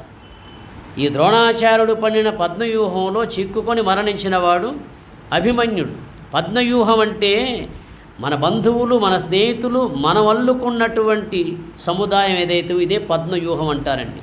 ఈ పద్మవ్యూహంలో చిక్కి ఇదే నిజమని, ఇదే పరమావధని మనం బయటపడలేకపోతున్నాం. ఇంకా పద్మవ్యూహం అంటే ఈ లోకానికి రావడం, అవిద్యకు, అజ్ఞానము, మాయా వలయంలో చిక్కిపోవడం. ఈ మాయా వలయం నుంచి బయటపడలేకపోతున్నాం. బయటపడాలంటే వినాలా. అందుకే చూడండి, అభిమన్యుడు తల్లి గర్భంలో ఉన్నప్పుడు ప్రవేశించేంతవరకే విన్నాడు వాడు, బయటపడేది వినలా. అట్లా మనం కూడా అంతే. ఈ లోకానికి వచ్చేది తెలుసు, ఈ లోకం నుండి బంధ విముక్తి పొందే మార్గం మనకు తెలియదు. మరి ఎవరు తెలపాలా? గురుడు తెలపాలా. ఇంకెవరు తెలిపే అవకాశమే లేదు. అందువల్ల ఎట్లయితే అభిమన్యుడు పద్మవ్యూహంలో చిక్కి బయటపడలేదో, వాని బంధువులే, వాని స్నేహితులే, వాని తండ్రులే, వాని తాతలే వాని చంపారా లేదా అంటే తన వాళ్ళే తనను సంహరింపజేశారు. ఈ విధంగా విచారించితే మనమంతా ఈ వ్యూహంలో చిక్కుకున్నాం. ఈ పద్మవ్యూహంలో చిక్కుకున్నాం. అవిద్యానబడే, అజ్ఞానమనబడే, తెలియనితనమనే ఈ మాయా వలయంలో చిక్కుకొని అందులో నుంచి బయటపడలేకపోతున్నాం. అందుకే కలి ప్రవాహంలో పుట్టినవాడు, కలి ప్రేరణతో పుట్టినవాడు దుర్యోధనుడు. మీరు మహాభారతం ఆది పర్వం చదివితే ఎవరు ఏ విధంగా పుట్టారో మనకు అర్థమవుతుందండి. ఆది పర్వం అంతా చదివితే పాండవులు కౌరవులు మనకులాగా దేహ సంపర్కంతో దేహదారులై పుట్టల. అర్థమైందా? వాళ్ళే తల్లిదండ్రుల యొక్క కలయిక వల్ల పుట్టిన వాళ్ళు కాదు కదా. ఎందువల్ల అంటే ఈ కౌరవ సంతానం పాండవ సంతానం మనం మహాభారతంలో చూస్తున్నాం కదా. ఈ మహాభారతంలో చూసినప్పుడు మనం ఏమనుకుంటామంటే, అరే అన్యాయ మార్గంలో పయనించిన వాళ్ళు ఎంతోమంది, న్యాయ మార్గంలో ధర్మ మార్గంలో పయనించిన వాళ్ళు కొద్దిమంది అని మనం చెప్పుకుంటాం. నిజంగా విచారించిన అంతే, ఆనాడు సంఖ్య పెద్దదే అన్యాయ మార్గంలో అజ్ఞాన మార్గంలో పయనించేవాళ్ళు. న్యాయ మార్గంలో ధర్మ మార్గంలో జ్ఞాన మార్గంలో పయనించేవాళ్ళు తక్కువ. మరి ఈనాడు కూడా అంతే కదా. ఈనాడు కూడా ధర్మ మార్గంలో జ్ఞాన మార్గంలో మోక్ష మార్గంలో మహాత్ములు చూపిన మార్గంలో పయనించే వాళ్ళు తక్కువ, ఇష్టం వచ్చిన మార్గంలో పయనించే వాళ్ళు ఎక్కువ. అది అప్పటికీ ఇప్పటికీ ఆ సంఖ్య అలాగే వస్తుంది కదా. అందువల్ల ఇక్కడ దుర్యోధనుడు అంటే కలి అంశమున జన్మించినట్లు భారతంలో ఉంది. వాడికి తెలుసు, వాడేమంటాడు, జానామి ధర్మం నచమే ప్రవృత్తి, జానామి అధర్మం నచమే నివృత్తి, కేనాపి దేవేన హృది స్థితేన యథా నియుక్తోస్మి తథా కరోమి. వాడు అంటాడు దుర్యోధనుడు, ధర్మం అంటే నాకు తెలుసు, కానీ దాన్ని ఆచరించేటువంటి యొక్క శక్తి నాకు లేదు. అధర్మం అంటే ఏమిటో నాకు తెలుసు, దాన్ని విడిచే శక్తి నాకు లేదు. నా దేహంలో దయ్యమో దేవుడో కూర్చొని ఉన్నాడు, వాళ్ళు యథా చెబితే అలా పోతానంటాడు. వాడు అన్నమాట అది మహాభారతంలో. నాకు ధర్మం తెలుసు అధర్మం తెలుసు, ధర్మం అంటే తెలుసు కానీ దాన్ని ఆచరించే శక్తి నాకు లేదు. అధర్మం అంటే తెలుసు కానీ దాన్ని విడిచిపెట్టే శక్తి లేదు. ఎలా అయితే అలా నడుస్తానంటాడు. ఈనాడు ప్రతి మానవుడికి ధర్మం అంటే తెలుసా తెలియదా? తెలుసు, కానీ దాన్ని విడిచిపెట్టే శక్తి లేదు, దాన్ని ఆచరించే శక్తి లేదు. ధర్మం అంటే ప్రతి మానవుడికి తెలుసు, దాన్ని ఆచరించే శక్తి లేదు. అధర్మం అంటే తెలుసు, దాన్ని విడిచిపెట్టే శక్తి లేదు. దీన్ని బట్టి చూస్తే మనలో ఉన్న మనస్సే దుర్యోధనుడు. దుర్యోధనుడికి ఇంకో పేరుంది, సుయోధనుడు. దుర్యోధనుడికి మరో పేరేమిటి? సుయోధనుడు. యోధనము అంటే యుద్ధము, దుర్యోధనం అంటే దుష్ట యుద్ధము గలది. అది దుష్ట యుద్ధం గలవాడు. అది వాడు మంచి యుద్ధం కూడా చేయగలడు. అట్లాగే ప్రతి మానవుడిలో మనస్సు ఒకప్పుడు అపవిత్రంగా ఉంటుంది, ఒకానొకప్పుడు పవిత్రంగా ఉంటుంది. పవిత్రంగా ఉన్నప్పుడు మన మనస్సు మంచిని తలపెడుతుంది, అపవిత్రంగా ఉన్నప్పుడు మన మనస్సు చెడునే తలపెడుతూ ఉంటుంది కదా. అందువల్ల మన ఏవ మనుష్యానాం కారణం బంధమోక్షయో బంధాయ విషయాసక్తం ముక్తే నిర్విషయం మనః అని ఉపనిషత్తు అంటుంది. మనస్సే బంధానికి మోక్షానికి కారణం నాయన. బంధం అంటే విషయాసక్తం, విషయాలలో తగులుకోవడం. మోక్షం అంటే విషయాలను విడిచిపెట్టడం, విషయ సముదాయాన్ని వదులుకోవడం, లంపటలు వదులుకోవడం. అర్థమైందా? అందుకోసం పవిత్రమైన మనస్సు సుయోధనుడు, అపవిత్రమైన మనస్సు దుర్యోధనుడు. అది అందుకోసం అజ్ఞానమే ధృతరాష్ట్రుడు, సుజ్ఞానమే పాండురాజు. శృతులను వినరా, అజ్ఞానముడిగి వాల్మీకి సుజ్ఞానపు బ్రాహ్మడాయే చూడరవేమా అని మహాత్ములు ఎందుకన్నారు? అజ్ఞానమే ధృతరాష్ట్రుడు, సుజ్ఞానమే పాండురాజు, శృతులను వినరా. అజ్ఞానముడిగి వాల్మీకి సుజ్ఞానపు బ్రాహ్మడాయే చూడరవేమా. అజ్ఞానమే ధృతరాష్ట్రుడు. అజ్ఞానము అనేది మనలో ధృతరాష్ట్రత్వాన్ని పెంపొందింపజేస్తుంది. అందుకే ధృతరాష్ట్రుడు అంటే ఎవరో కాదండి, తనదు కానిది తన వెంట రానిది తనదని భ్రమించేవాడే ధృతరాష్ట్ర మహారాజు. అర్థమైందా? మళ్ళీ చెప్పాలా? తనది కానిది తన వెంట రానిది తనదని భ్రమించేవాడే ధృతరాష్ట్ర మహారాజు కదా. ఇంత మేధాశక్తి ఉండి మహాత్ములు చూపిన మార్గాన్ని అనుసరించక మూఢ విశ్వాసాలు నమ్మేదే గుడ్డి గాంధారితనం. ఈ రెండు ఉన్నాయి. అజ్ఞాన సంబంధమైన అవిద్యతో కూడిన మలిన జీవుడు ధృతరాష్ట్రుడు ఉన్నాడు ఈ కలిపురుషునిలో. మూఢ విశ్వాసాలు నమ్మే గుడ్డితనము గుడ్డి గాంధారి కూడా ఉంది. అంతే కదా. మీరంతా పాండురాజులైతే మీలో కలిగే ఆలోచనలు పాండవ వృత్తులు. మీరే ధృతరాష్ట్రులైతే మీలో కలిగే వృత్తులన్నీ కౌరవ వృత్తులు. మీరే గుడ్డి గాంధారులైతే మీకు కలిగే సంతానం అంతా కౌరవులే. మీరే కుంతీదేవి అయితే మీకు కలిగే సంతానం పాండవులైతారు కదా. కుణతీతి కుంతి, కుణశబ్దే. కుంతి అంటే కుశలాగ్ర బుద్ధి గలది, శుద్ధ బుద్ధి. శుద్ధ బుద్ధియే కుంతి. శుద్ధాంతఃకరణమునందు ఉద్భవించినటువంటి వృత్తులు పాండవులు, మలినాంతఃకరణమునందు ఉద్భవించిన వృత్తులన్నీ కౌరవులు. ఎప్పుడు వీటికి యుద్ధమే అన్నారు. అందుకోసం భారత సమరము తనలో పోరెడి అజ్ఞాన పోరాటంబవు ధీరులు దీనిని తెలిసియు పోరుట నిజ భారతముగా పురుషులు జీవ అన్నాడు. నీలో ఉన్నటువంటి జ్ఞానాజ్ఞానములకు ధర్మాధర్మములకు జరిగే అటువంటి యొక్క యుద్ధమైతే ఉందో దాన్నే భారత యుద్ధం అన్నారు. ఎందువల్ల మానవ జీవితమే మహాభారతం. మానవులలో జరిగే యుద్ధమే మహాభారత యుద్ధం. చెప్తారు కదా మన వాళ్ళు, బాగున్నారంటే ఏమంటారండి? మాదో పెద్ద భారతం అంటారు. బాగున్నారంటే ఏమంటారు? మాదో పెద్ద రామాయణం చెప్తే వడదు అంటారు. మాదో పెద్ద భాగవతం అంటారు. చూడండి, అంత తెలియనితనంలో కూడా మాదో పెద్ద భారతం అంటారు, మాదో పెద్ద భాగవతం అంటారు, మాదో పెద్ద రామాయణం అంటారు. చూడండి, అంటే ఎట్టకేలకు మన వాళ్ళు తలిచే దేన్ని? భగవత్ స్వరూపాన్నే. అందువల్ల ఒక విధంగా మనం బాగా విచారించితే మన భారతం ఎప్పటి వరకు? మన భారతం ఎప్పటి వరకు? వాయుపుత్రుడు ఉండే అంతవరకు. వాయుపుత్రుడు పోతే చెప్పండి. భారతంలో వాయుపుత్రుడు ఉంటేనే ఆ భారతానికి రక్తి కలిగి ఉంటుంది. భీముడు ఉంటేనే కదా. రామాయణంలో వాయుపుత్రుడు ఉంటేనే ఆ రామాయణానికి విలువ. ఓ చోట నాటకం వేస్తున్నారు. నాటకం వేస్తుంటే ఆ నాటకంలో ఇంకా భీముడు రాట్ల. భీముడి పాత్ర ఒకటి ఉంటుంది కదా, భీముడు రాట్ల. ప్రజలు అడిగారు, ఏమయ్యా భీముడు ఎప్పుడు వస్తాడయా అడుగుతున్నారు. ఆ డైరెక్టర్ చెప్పాడు, అయ్యా భీముడి పాత్ర మా నాటకంలో మేము పెట్టలేదు, ఎందుకంటే ఆనాడు భీముడు కొండలు పిండి కొట్టాడు. మరి ఈనాడు మానవులు కుండలు కూడా మోయలేకపోతున్నారు. అందుకోసం అంత బలవంతుడు లేడు కనుక ఆ పాత్రను క్యాన్సిల్ చేశామా అని చెప్పాడు. ఎవరు? ఆ నాటకాన్ని ప్రదర్శింపజేసే డైరెక్టర్. ఒక్కడు లేడు, అందరు లేచిపోయినారు. ఏ భీముడు లేని నాటకం ఏందా భారతం అన్నాడు. మరి ఓ చోట మళ్ళా రామాయణం వేస్తున్నారు. రామాయణం వేసే చోట కూడా అంతే. ఆంజనేయ స్వామి ఎప్పుడు వస్తాడని చూస్తున్నారు శ్రోతలు. ఆయన రాట్ల ఈలలు చేస్తున్నారు, గోలలు పెడుతున్నారు శ్రోతలు. ఏమయ్యా ఏమిటయ్యా? అయ్యా ఆంజనేయ స్వామి పాత్ర లేదు. ఎందుకంటే కారణం ఇది, అంత పెద్ద బలవంతుని మేము ఇక్కడ పెట్టలేదు కనుక, లేడు కనుక మేము క్యాన్సిల్ చేసామని అందరు లేచిపోయినారు.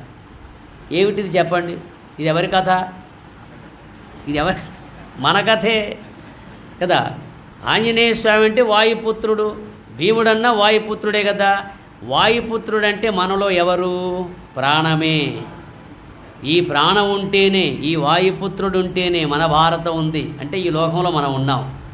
ఈ వాయుపుత్రుడు ఉన్నంత వరకే మన రామాయణం ఉంది, అంటే మనం ఈ లోకంలో ఉంటాం. ఈ వాయుపుత్రుడు లేకపోతే మన నాటకం ఉందా? మన భారతం, మన రామాయణం ఉందా? లేదే మరి.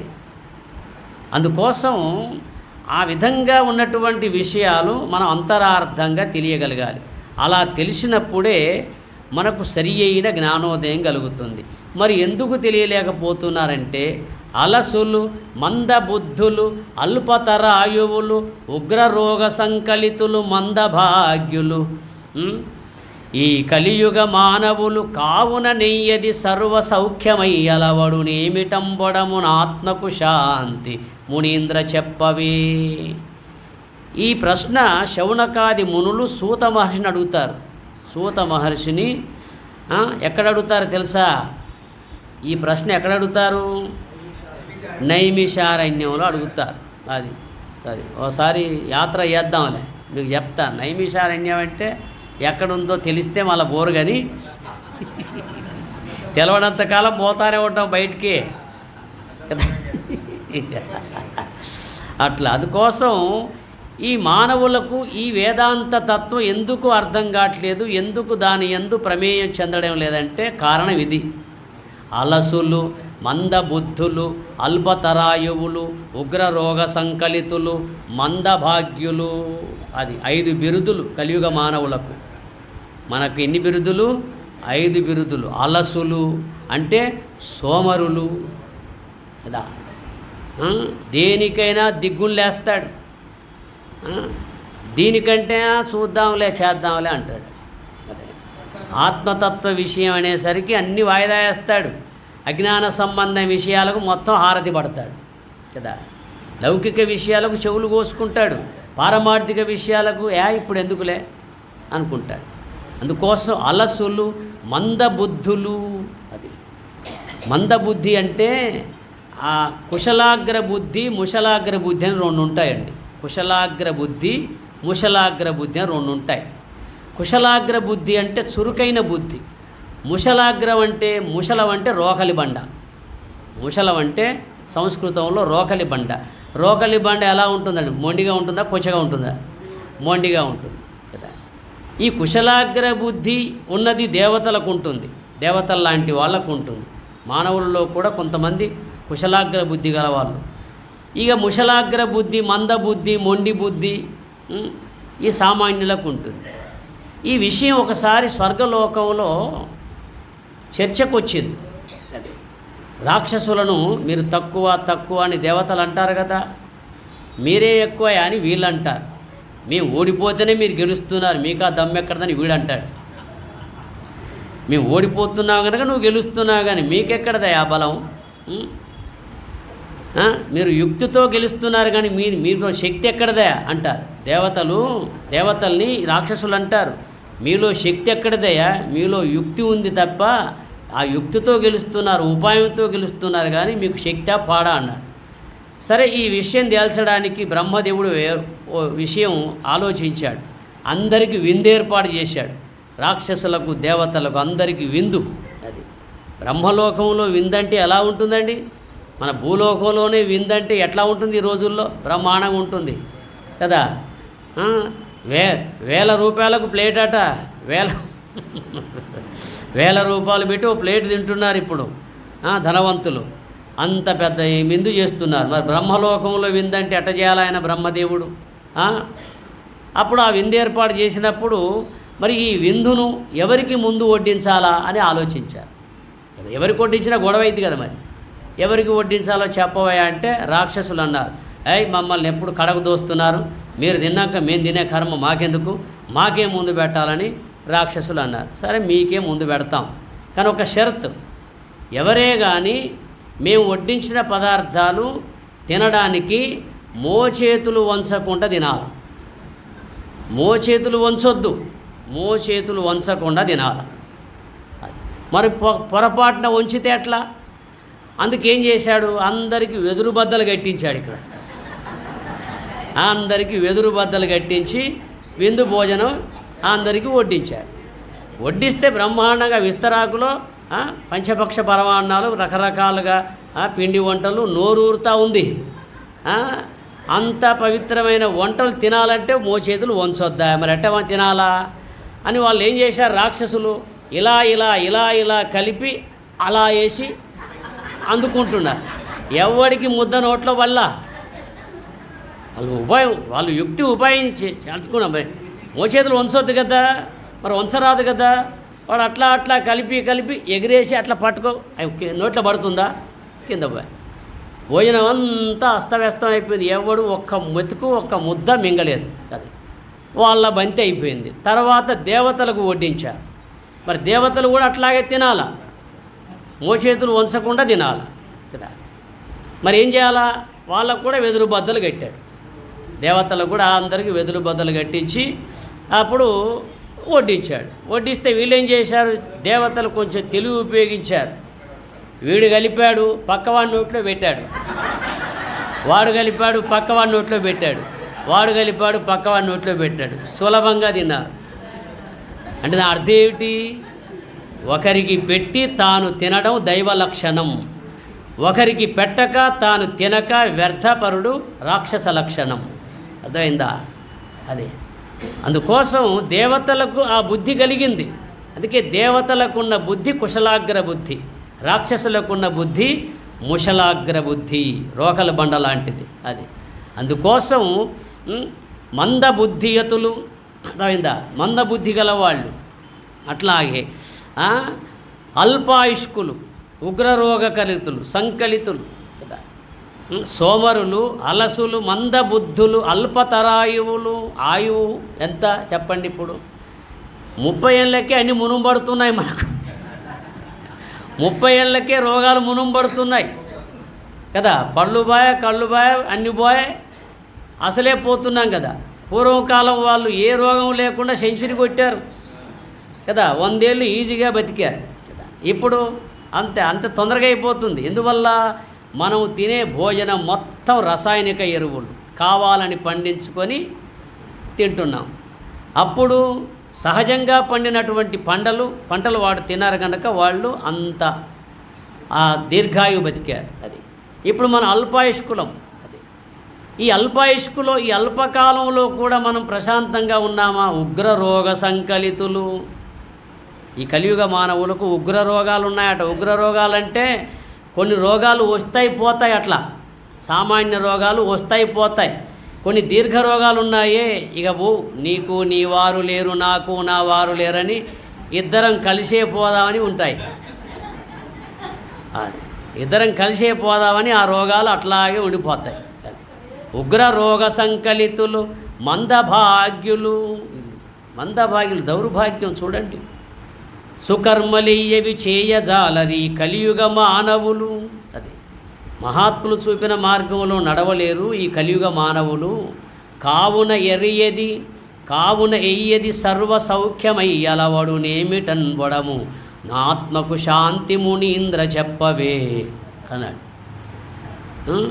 మన పక్షంలో శౌనకాది మునులు సూత మహర్షిని ప్రశ్న వేశారు. అయ్యా, కలియుగ మానవులు ఈ విధంగా అలసులు, మందబుద్ధులు, అల్పతరాయువులు, ఉగ్రరోగ సంకలితులు, మందభాగ్యులు, సుకర్మలు ఏవి చేయజాలరు, మంచి పనులు చేయజాలరు, ధర్మయుక్తమైన మోక్ష మార్గానికి సంబంధించిన మార్గంలో నడవలేరు, అంత శక్తి లేదు, శక్తిహీనులు అందుకోసం ఏదైతే సులభ సూత్రమో ఆ మార్గం చెప్పండి అయ్యా అని అన్నారు. అప్పుడు వాళ్ళు ఈ భగవన్నామ సంకీర్తన చాలు అని చెప్పారు. ఈ భగవన్నామ సంకీర్తన అంత సులభం కాదని మళ్ళా మహర్షులే అన్నారు. ఎందుకంటే దశేంద్రియాలలో ఏ ఇంద్రియాన్ని జయించని వాడు, అంతరింద్రియాలలో దేన్ని జయించని వాడు, వాడికి రామ అంటే రామతత్వం, కృష్ణ అంటే కృష్ణతత్వం ఎలా కలుగుతుంది చెప్పండి? కాదు కదా. అందువల్ల మందునకు మంద బుద్ధికి మందాయునకు నిరర్ధ మార్గునకును గోవింద చరణారవింద మరందముగొనెద లేదు రాత్రిందివముల్. మందులకు మందబుద్ధులకు సోమరులకు అల్పాయుష్కులకైనటువంటి మూర్ఖులు ప్రయోజనం లేని అజ్ఞాన మార్గంలో ఉంటారు.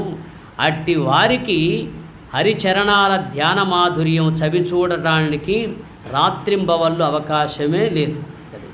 అజ్ఞాన మార్గంలో పోయే వాళ్ళ కాట ఈ రేయింబవళ్ళు వాళ్లకు అవే సరిపోతాయి తప్ప ఈ మార్గం రారు. అర్థమైందా? అందుకే రామకృష్ణ పరమహంస అంటాడు, ఏమని? ఈగలు దోమలు అన్ని పదార్థాల మీద వాళ్తాయట. ఈగలు దోమలు అన్ని పదార్థాల మీద వాళ్తాయి, మంచి వాటి మీద వాళ్తాయి, చెడ్డ వాటి మీద వాళ్తాయి. కానీ నిప్పు మీద మాత్రం వాలి. అట్లాగే మానవుల యొక్క మనస్సు కానీ బుద్ధి, ఈగలు దోమలంటే మనస్సు బుద్ధి అన్నిట్లో జొరబడతాయి, కానీ సత్సంగంలో మాత్రం జరగదు. ఎందుకంటే వీడు కట్టుకున్న గాలి మేడలు కూలిపోతాయి.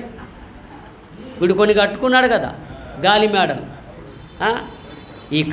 ఈ కలి ప్రభావంతో కూడుకొని ఆ దశవిధ వ్యసనాలతో ఉన్నాడు కదా, ఆ వ్యసనాలన్నీ కూలిపోతాయి కదా. అందుకోసం ఈగలు దోమలు అన్ని పదార్థాల మీద వాళ్తాయి, కానీ నిప్పు మీద వాలవు. కానీ ఎందుకు? కాలిపోతాయి కనుక. అట్లాగే మానవుల యొక్క మనస్సు కానీ బుద్ధి కానీ అన్నిటి యందు ప్రవేశిస్తుంది, కానీ ఆధ్యాత్మికంలో మాత్రం ప్రవేశించదు, ఆత్మజ్ఞాన విషయంలో ప్రవేశించదు. కారణం కర్మ కదా. అందువల్ల అదే అవిద్య, అదే మాయ. ఈ మాయా వలయంలో మనం చిక్కి ఉన్నంత వరకు, ఈ అవిద్యాబద్ధులమై ఉన్నంత వరకు మనకు ఆత్మజ్ఞానం సిద్ధించదండి. అందుకోసం బాగా మనం ఇలాంటి ఆధ్యాత్మిక తత్వాన్ని శ్రవణం చేసి మననం చేసి మన తర్వాతి తరానికి కూడా మనమే మార్గదర్శకులం కావాలి కదా. ఎందువల్ల అంటే ఇప్పుడు వేదాన్ని వేదమాత అన్నారు, భగవద్గీతను ఏ మాత అన్నారు? గీతామాత అన్నారు. ఉపనిషత్తును ఉపనిషద్ మాత అన్నారు కదా. భూమిని భూమాత అన్నారు, గోవును గోమాత అన్నారు, భూమిని భూమాత అంటే మాతే కదా. మాత మాత మాత అని వస్తుంది కదా. వేదం కూడా మాతృదేవో భవ అన్న తర్వాతనే పితృదేవో భవ. తల్లికే అగ్రస్థానం, అగ్రతాంబూలం ఇచ్చింది వేదమాత కూడా కదా. ఇప్పుడు గీతా మాత, వేద మాత, ఉపనిషత్తు మాత అని ఉంది కదా. మరి గీతా పిత అని ఎక్కడ చెప్పారా? గీతా పిత, ఉపనిషత్ పిత. మాత అంటే పుట్టించున్నదని అర్థం అండి. మాత అంటే పుట్టించున్నది. అది వేదమాత ఏం పుట్టిస్తుంది? ఏది ధర్మమో ఏది అధర్మమో తెలిపేది వేదం. ధర్మాధర్మ జ్ఞాత్వ, ధర్మాధర్మ జ్ఞాత్వ ఇది వేద. ధర్మాధర్మాలను తెలిపేది వేదము, వేదమాత. గీతామాత జ్ఞానమును పుట్టిస్తుంది. ఉపనిషత్తు మాత జ్ఞానమును పుట్టిస్తుంది కదా. అందుకే తల్లి ఒడిలో సంస్కరింపబడిన వాడు తండ్రిని చేరుతాడని చెప్పడానికి వచ్చేదే దేవీ నవరాత్రులు. ఈ దేవీ నవరాత్రులు ఎందుకు వస్తాయండి? దేవీ నవరాత్రులు వచ్చి మనకు ఏ సందేశాన్ని ఇస్తున్నాయి? ప్రతి మానవుడు, ప్రతి జీవుడు తల్లి ఒడిలో సంస్కరింపబడాలా. తల్లి అంటే గీతామాత ఒడిలో, వేదమాత ఒడిలో, ఉపనిషత్తు మాత ఒడిలో సంస్కరింపబడితే వాడు పవిత్రుడవుతాడు. ఎట్లా అంటే ఒక పిల్లవాడు వీధిలో ఆడుకొని దుమ్ము దూసర పూసుకొని వస్తాడనుకో ఇంటికి. వచ్చినప్పుడు నాన్న దగ్గరికి పోతే తీసుకుంటాడా? పో అమ్మ దగ్గరికి పో అంటాడు. వాడు తెలియక వాడు నాన్న దగ్గరికి పోయాడు అనుకో ఆ దుమ్ము దూసరతో, అప్పుడు ఏమంటాడు? నాన్న పో అమ్మ దగ్గరికి పో అంటాడు. అప్పుడు అమ్మ ఏం చేస్తుంది? వానికి పట్టిన మాలిన్యం అంతా కడిగేసి వాడిని పవిత్రం చేసి మళ్ళీ వాడిని యథావిధిగా ఉంచితే అప్పుడు నాన్న దగ్గర తీసుకుంటాడు. నిజం అర్థమవుతుంది కదా. అట్లాగే వేదమాత ఒడిలో, ఉపనిషద్ మాత ఒడిలో, గీతామాత ఒడిలో సంస్కరింపబడిన మానవుడే ఆ భగవంతునికి దగ్గర అవుతాడు. భగవంతుడు హక్కున చేర్చుకుంటాడు. అర్థమైందా? మనకు దేవీ నవరాత్రులు వచ్చి చెప్పే సందేశం ఇదే. ఓ మానవుడా, అవిద్య అనబడే, అజ్ఞానం అనబడే మాలిన్యాన్నంతా పూసుకొని ఉన్నావురా. ఈ మాలిన్యం అంతా వేదమాత ద్వారా, ఉపనిషత్ మాత ద్వారా, గీతామాత ద్వారా కడుక్కొని పవిత్రుడవై ఆ పరమాత్మను చేరుకోనాయనని చెప్పే సందేశమే మనకు దేవీ నవరాత్రులు చెబుతున్నాయి. అందుకే మాతృఒడి అంత గొప్పగా వర్ణించారు. అందుకే రామతీర్థ, వివేకానంద మహాత్ములందరూ ఏమంటారు తెలుసా? ఆధ్యాత్మికంలో మాతృమూర్తులే ముందుండాలట. ఎందుకంటే మాతృమూర్తి ఒడిలో సంస్కరింపబడిన జీవుడు వాడు పెరిగి పెద్దవాడై గుణవంతుడై జ్ఞానవంతుడై ప్రకాశించే అవకాశం ఉంటుంది. ఆధ్యాత్మికంలో మాతృమూర్తులే ముందుంటే మన భారతదేశం బాగుపడుతుందని మహాత్ములు ఎప్పుడూ చెప్పారు. వివేకానంద రాసిన 3 గ్రంథాలు చదవండి. జ్ఞానయోగం, కర్మయోగం, ఇంకా భక్తి యోగం అని 3 రాశాడు ఆయన. ఆ 3 గ్రంథాల్లో అనుష్ఠానాన్ని గురించి ఎక్కువ రాస్తాడు. అంటే మానవుడు ఆచరించదగిన విషయం ఇది అని కదా. ఈనాడు ఆచరణ తక్కువైపోయింది కదా. ఆర్భాటాలు ఎక్కువైపోతూ ఉన్నాయి. ఈ ఆర్భాటాలు ఎందుకు పెరుగుతున్నాయంటే అజ్ఞానముతో, అవిద్యతో, మాయా వలయంతో ఈ ఆర్భాటాలు పెరుగుతున్నాయి. అందువల్ల ఆర్భాటాలకు తావీయకుండా, అజ్ఞానాన్ని పెంపొందింపజేసుకోకుండా మనం జ్ఞాన మార్గంలో పయనించే ప్రయత్నం చేయాలి. వినాలా, బాగా వినాలా, తెలుసుకోవాలా. తెలుసుకొని ఆ విన్న వాటిని జీవితంలో తూచా తప్పకుండా ఆచరించగలగాల. మనం ఆచరించితే మన తరువాతి తరం ఆచరించే అవకాశం ఉంటుంది. మనం విస్మరించితే, మనం మరిచిపోతే మన తరువాతి తరం కూడా మరిచిపోతుంది కదా. అందువల్ల లోకంలో జ్ఞానవంతులెందరో ఈ విధమైనటువంటి మార్గాన్ని వాళ్ళు నడిపించారు. వారి దారినే మనం పోగలిగితే మహాత్ములను చూసి మన మార్గాన్ని మార్చుకున్న వాళ్ళం అవుతాం. ఎట్లా అంటే రైల్వే స్టేషన్లో కానీ బస్ స్టేషన్లో కానీ గడియారం చూస్తాం. అక్కడ పెద్ద పెద్ద గడియారాలు పెడతారు కదా, గడియారం చూసి మన చేతికున్న గడియారం చూసుకుంటాం. ఇప్పుడు చేతికి కరువు అయిపోయినాయి, మొత్తం సెల్ ఫోన్లో వచ్చాయి కదా. పెద్ద గడియారాన్ని చూసి ఎట్లయితే మన చేతికున్న చిన్న గడియారాన్ని సవరించుకుంటామో అట్లాగే మహాత్ములు చూపిన మార్గాన్ని బాగా విని తెలుసుకొని మన మార్గాన్ని సుగమనం చేసుకునే ప్రయత్నం చేయాలి. అలా చేయనంత వరకు మన శాస్త్రం ఒకవైపు, మనం ఒకవైపు.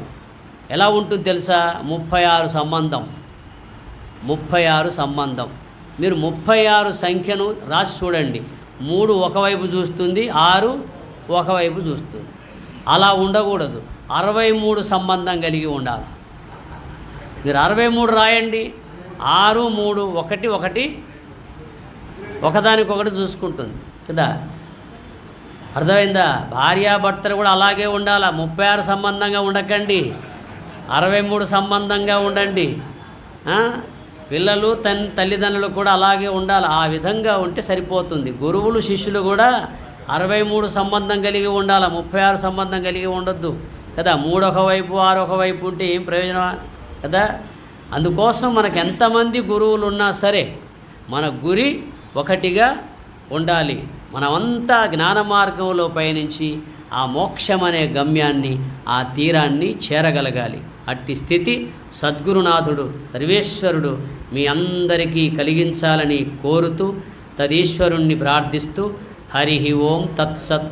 ఓం సహనావవతు సహనౌ భునక్తు సహ వీర్యం కరవావహై తేజస్వినావధీతమస్తు మా విద్విషావహై.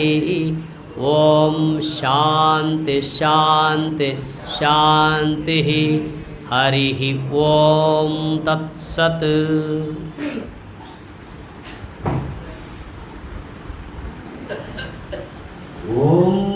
ఓంకారబిందు సంయుక్తం నిత్యం ధ్యాయంతి యోగినః కామదం మోక్షదం చైవ ఓంకారాయ నమో నమః.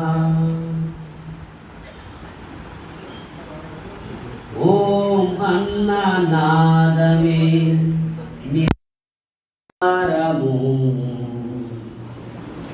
రామ్ అన్న నామానికి అది మూలము. ఓం అన్ననాదమే నిరాకారము రామ్ అన్న నామానికి అది మూలము. ఓం అన్ననాదమే నిరాకారము రామ్ అన్న నామానికి అది మూలము. మూలానికే లేని రూపము, మూలానికే లేని రూపము, ఏ దైవానికుందన్న ఆకారము. ఓం అన్ననాదమే నిరాకారము రామన్న నామానికి అది మూలము. రామ్ రామ్ రామ్ రామ్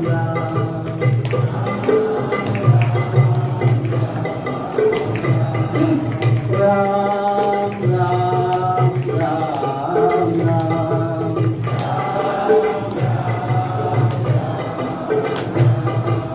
అజ్ఞాన గాఢాంధకారాన్ని ఛేదించునది భక్తిరా. అజ్ఞాన గాఢాంధకారాన్ని ఛేదించునది భక్తిరా. ఆత్మసుజ్ఞానమను దివ్య అనుభూతిని దర్శించుటకు అది సాధనమురా. భగవంతుడొక్కడే అని నమ్మరా, భగవంతుడొక్కడే అని నమ్మరా. అవబంధముక్తిని సాధించరా.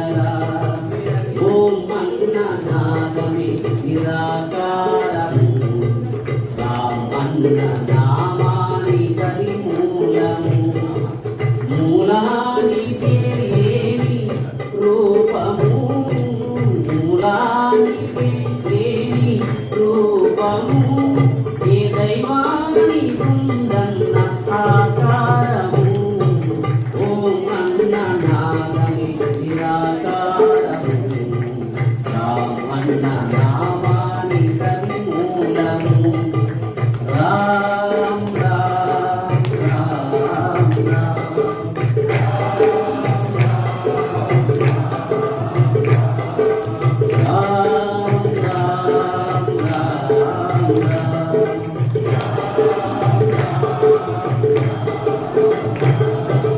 నీతోటి మానవులే దేవుళ్ళని కల్పించు నైవేద్యమే నిరుపేద ఆకలి చల్లార్చుర నీకు శత్రువులారు ఉన్నారురా నీకు శత్రువులారు ఉన్నారురా పిలిచి వాళ్ళను పిలిచి తరించరా పిలిచి వాళ్ళను పిలిచి తరించరా ఓం అన్న నాదమే నిరాకారము రామన్న నామాని కది మూలము మూలానికే లేని రూపము మూలానికే లేని రూపము ఏ దైవాని ఉందన్న ఆకారము ఓం అన్న నాదమే నిరాకారము రామన్న నామాని కది మూలము రామ్ రామ్ రామ్ రామ్ రామ్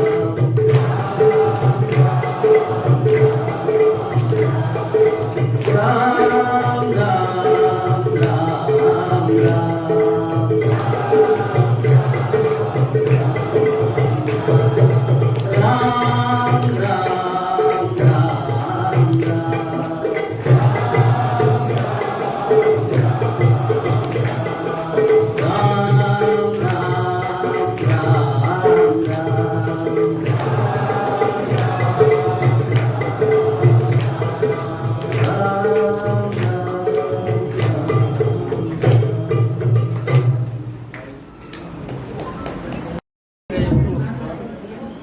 జ్ఞాన శ్రీ చైతన్యానంద స్వాముల వారికి हमारे तेलुगु भाषा के कार्यकर्ता और पदाधिकारी श्री संतो कस्तूरी स्वामी जी का पाठ फूल लेकर के स्वागत कर रहे हैं। बहुत बड़ी तारीफ आकर उनका स्वागत की है।